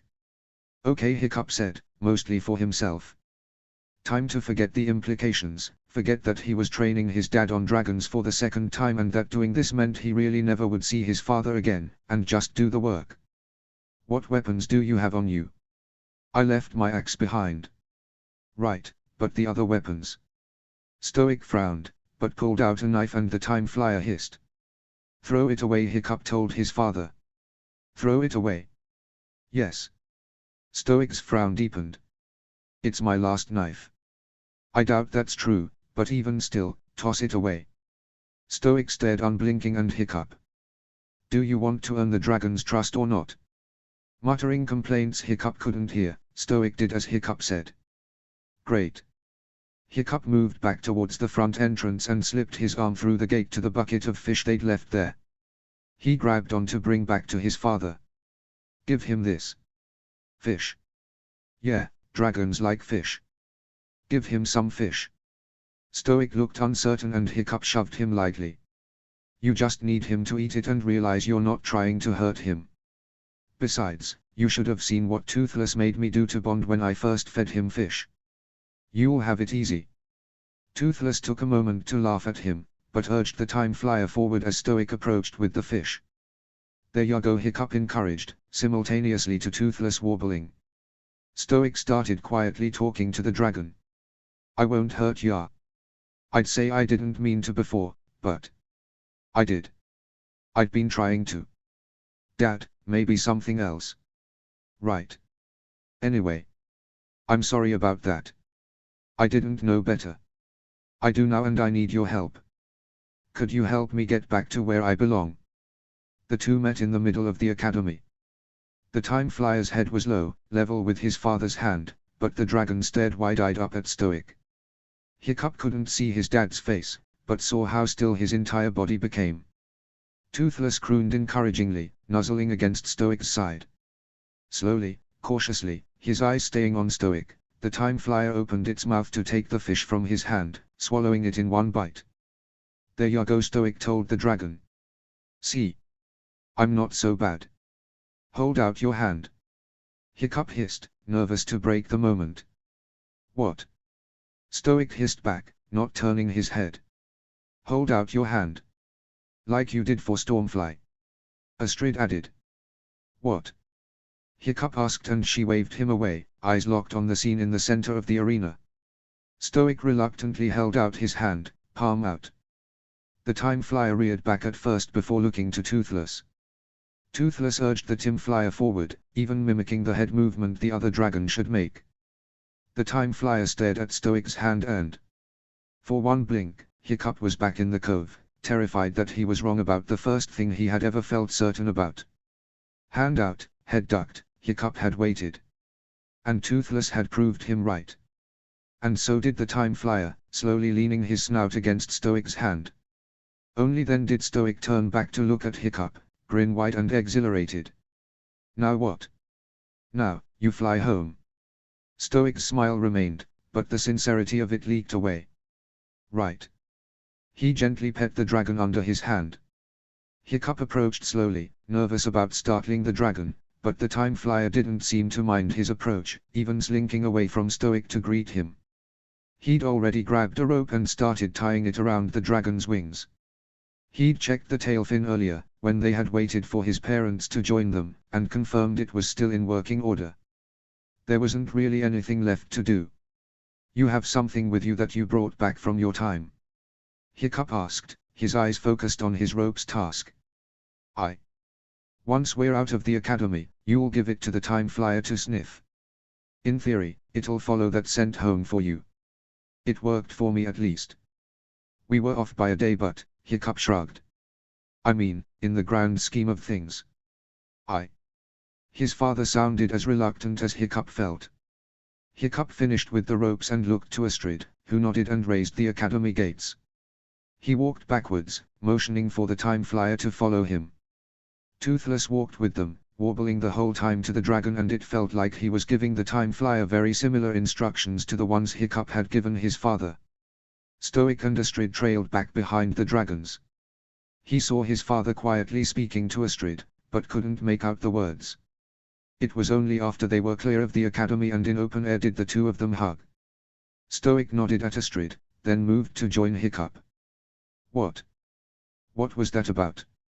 Hiccup asked. That's between me and Astrid." "Okay," Hiccup said, even though he didn't really love that. Astrid smiled innocently and he felt confident he wouldn't get better answers from her. But they were there. This was the moment. And Hiccup didn't really know how to do this. He'd spent the last year wishing he would have gotten to say goodbye, and now that he could. "How do you say something like that?" "You've done me proud, son," Stoic said, his eyes locked forward on the dragon. I know we haven't always agreed, that we'll never always agree, but you're a man of your people, and a proud and capable leader. I couldn't ask for anything more." Hiccup thought of his younger self, how his father had seen all of Hiccup's odd actions as defiance rather than Hiccup trying to find his place among their tribe. "All I have ever wanted to do is make you proud. I think about that a lot." The two of them really weren't so different when it came down to it. Stoic clapped a hand on his shoulder, but this time it didn't send Hiccup flying. In fact, it made him feel grounded. "Time we get on with this." He moved forward to the dragon's head, pausing to greet the dragon gently once more, even scratching under its chin. Then Stoic removed the helmet from his head and held it out to the dragon. "Can you take me home? Please? I've a son I need to return to." The time flyer crooned and twisted its neck to look at Hiccup. "It's okay," he told the dragon, feeling like it was asking for some kind of permission. Or maybe acceptance. The dragon returned its attention to the helmet and took its time sniffing it, then raised its snout to sniff Stoic's face. His father closed his eyes, but endured the attention. Then the dragon sniffed the helmet once more. The time flyer crooned again, lowering itself so Stoic could climb on. He was a bit awkward as he tried to do so, the dragon protesting a few accidental kicks or jabs, but a minute later his father was on. Hiccup stepped forward. It was really good to see you again, Dad." Stoic looked down at his son, pride in his eyes. But you'll see me again one day. Just don't make it anytime soon, all right?" Hiccup wiped at his eye. Yeah, all right. "I love you, Hiccup," he said, each word weighted, but he didn't allow his son to respond, just putting a hand on the time flyer's neck. "It's time, dragon."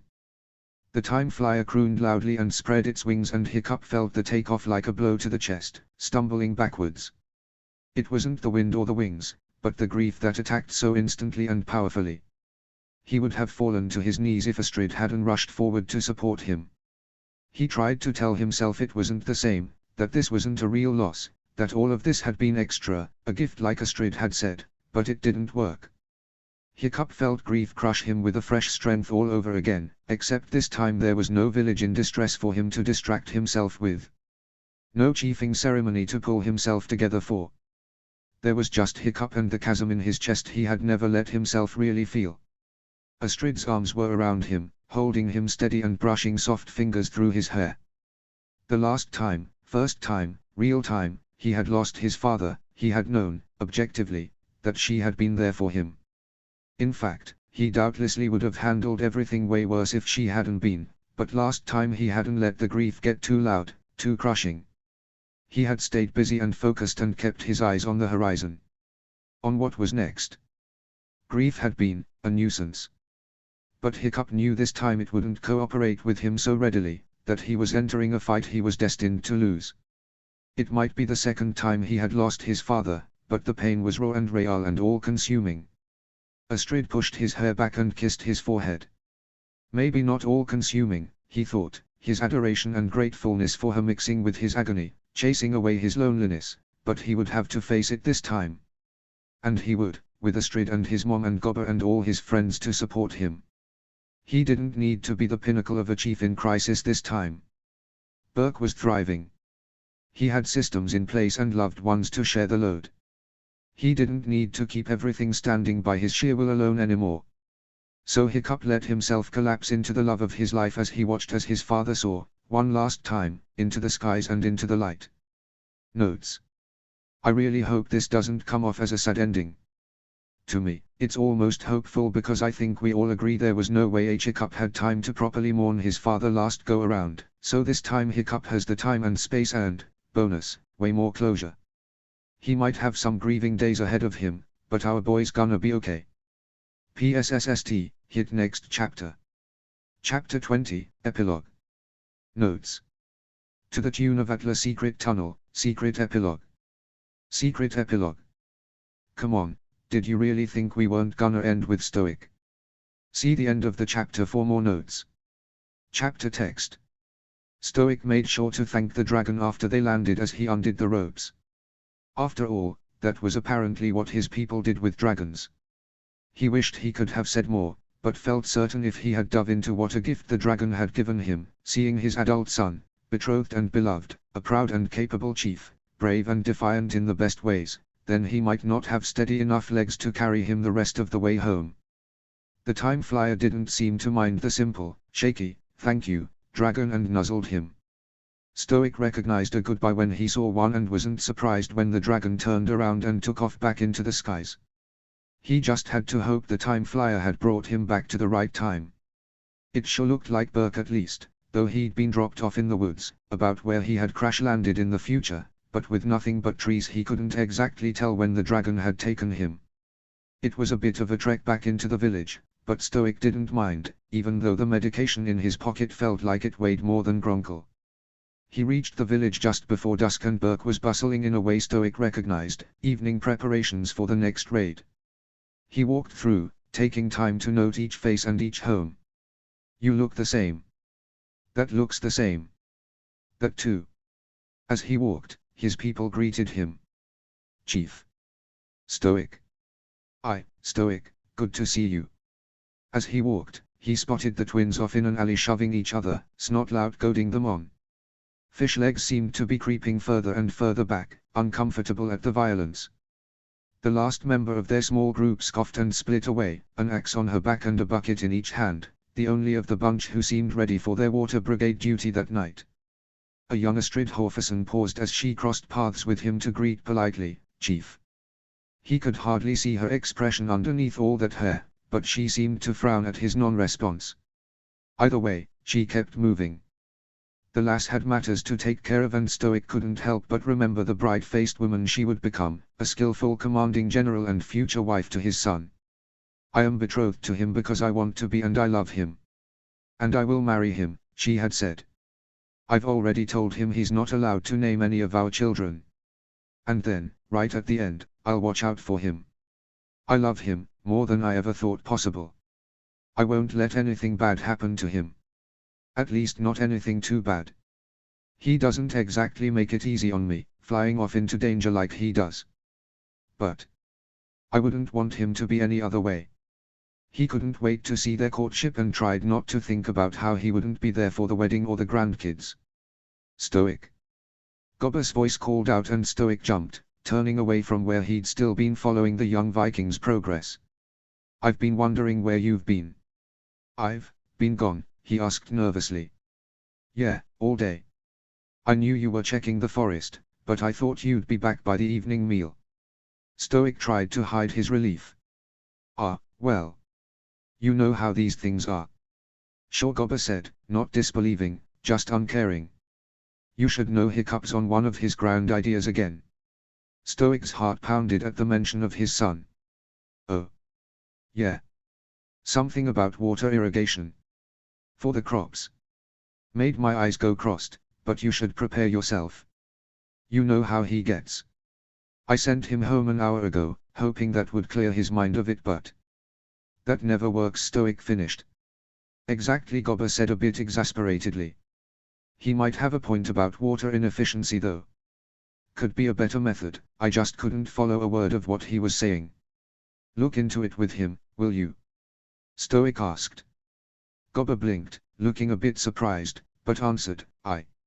Sure thing, Chief. I need to be getting back home." But Stoic, there's still. I know, Stoic said, lying, but certain he'd had a long to-do list for the day when he'd first wandered into the woods a week ago. But I'm not feeling quite right. Need to go home, take some medication. Gobber frowned. Do you need to see Gothai? Nah, I've got some stuff of hers. It'll be fine. But can you keep watch in case I'm not clear-headed for a raid tonight? Don't worry about a thing, Chief. Not possible, he answered with a laugh, slapping his friend's shoulder as he turned to go back to his home. Hash hash hash. Hiccup was in his room, working on schematic sketches just as Gobber had warned him. So enraptured that he hadn't even noticed his father's ascent up the stairs until he cleared his throat. At that, Hiccup jumped, nervously throwing his body over his designs. He remembered the way Hiccup had startled that night in the wee hours of the morning, so engrossed in his tailfin designs. Shouldn't you be sleeping? You sound like a strid. Some things never changed. What are you doing here, Dad? I need a reason to come see my son, he asked. Well, no, not technically, Hiccup stammered, his eyes flitting about anywhere other than his father, his mere presence making the boy nervous. Stoic's heart ached. I just wanted to check up on you. Gobber said you had some ideas about water irrigation. Hiccup cringed, and it was a whole body motion. Yes, but, you know, I was just brainstorming. I don't have a finished idea, it was just thinking. Probably nothing. Talk with him about it more tomorrow, Stoic told him. Might be something. Hiccup stilled, blinking up at his father, and Stoic remembered the way Toothless had nervously approached him, desperate for attention but nervous to scare him away. Wait, what? Could be something, Stoic repeated. Maybe not, but if you think it'll help Burke then we can at least look into it. But you've got to work on communicating, Hiccup. Make your ideas understood clearly. Hiccup blinked up at him more. Right, he said, sounding like he didn't entirely believe his father's words, and Stoic supposed there wasn't much he could do about that now. Not for another year or so. But he could do this. I just wanted to say. You know I love you, son, right? Hiccup looked away at that, and it tore something from Stoic's chest. He fiddled with a pencil on his desk. Sure, Dad. Of course. And right here, right now, I know you will be a good chief to your people one day. A great chief. Now Hiccup shot him a look, and it was properly skeptical. Is there something you wanted? Stoic leaned down and made sure his grip was gentle as he put his hand on his son's small shoulders, the ones he knew would someday broaden. Not just out of physical growth, but because Hiccup would hold his back straight, confidence in his posture. What I want is for you to know that, no matter what I might say in my worst moments, you are my son. And you will always be a Viking. Hiccup shuffled uncomfortably, and Stoic knew he probably heard the worst intentions in the words, he always did. Maybe he heard implications that others might be saying the opposite, that maybe Stoic himself had already said the opposite, but Stoic couldn't fend off each one of Hiccup's insecurities. He would have to do much of that himself. But if on that terrible day Hiccup had to hear those awful things, Stoic wanted to make sure he'd heard their counter already too. Right, Dad, Hiccup responded dismissively, still not meeting his eyes. You did your best. So did I. We just needed a catalyst. Never before had Stoic eagerly wished for a Night Fury to attack their island. He straightened up and Hiccup unsubtly stepped away. Now, I'm not feeling too well. I should be fine, but I'm going to go take some herbal medication. If I'm out of it afterwards, you may have to get Gothai. Hiccup frowned, looking concerned. Are you okay? I will be, son. We will be. Stoic waited until he was alone in his room to pull out the vial. For a long moment he just stared at it. He didn't want to take it. It was that pure and simple. He'd seen a better way for his people, the best version of his son, a future where the two of them were closer than he'd ever thought possible, and Valka. She was alive out there somewhere. He could put the vial down and he could find her. Help Hiccup find Toothless. Encourage the lad to talk to Astrid. He could be a proper chief to this island and make it better. He could ruin everything. Make it so none of it ever happened at all. Stoic uncorked the bottle. The needs of the many, he told the empty room, outweigh the needs of the few. He drank the mixture in one go and fell asleep almost instantly. He dreamed of the impossible, of gentle night furies and a son who loved him enough to mourn him. If only such things were possible. The end.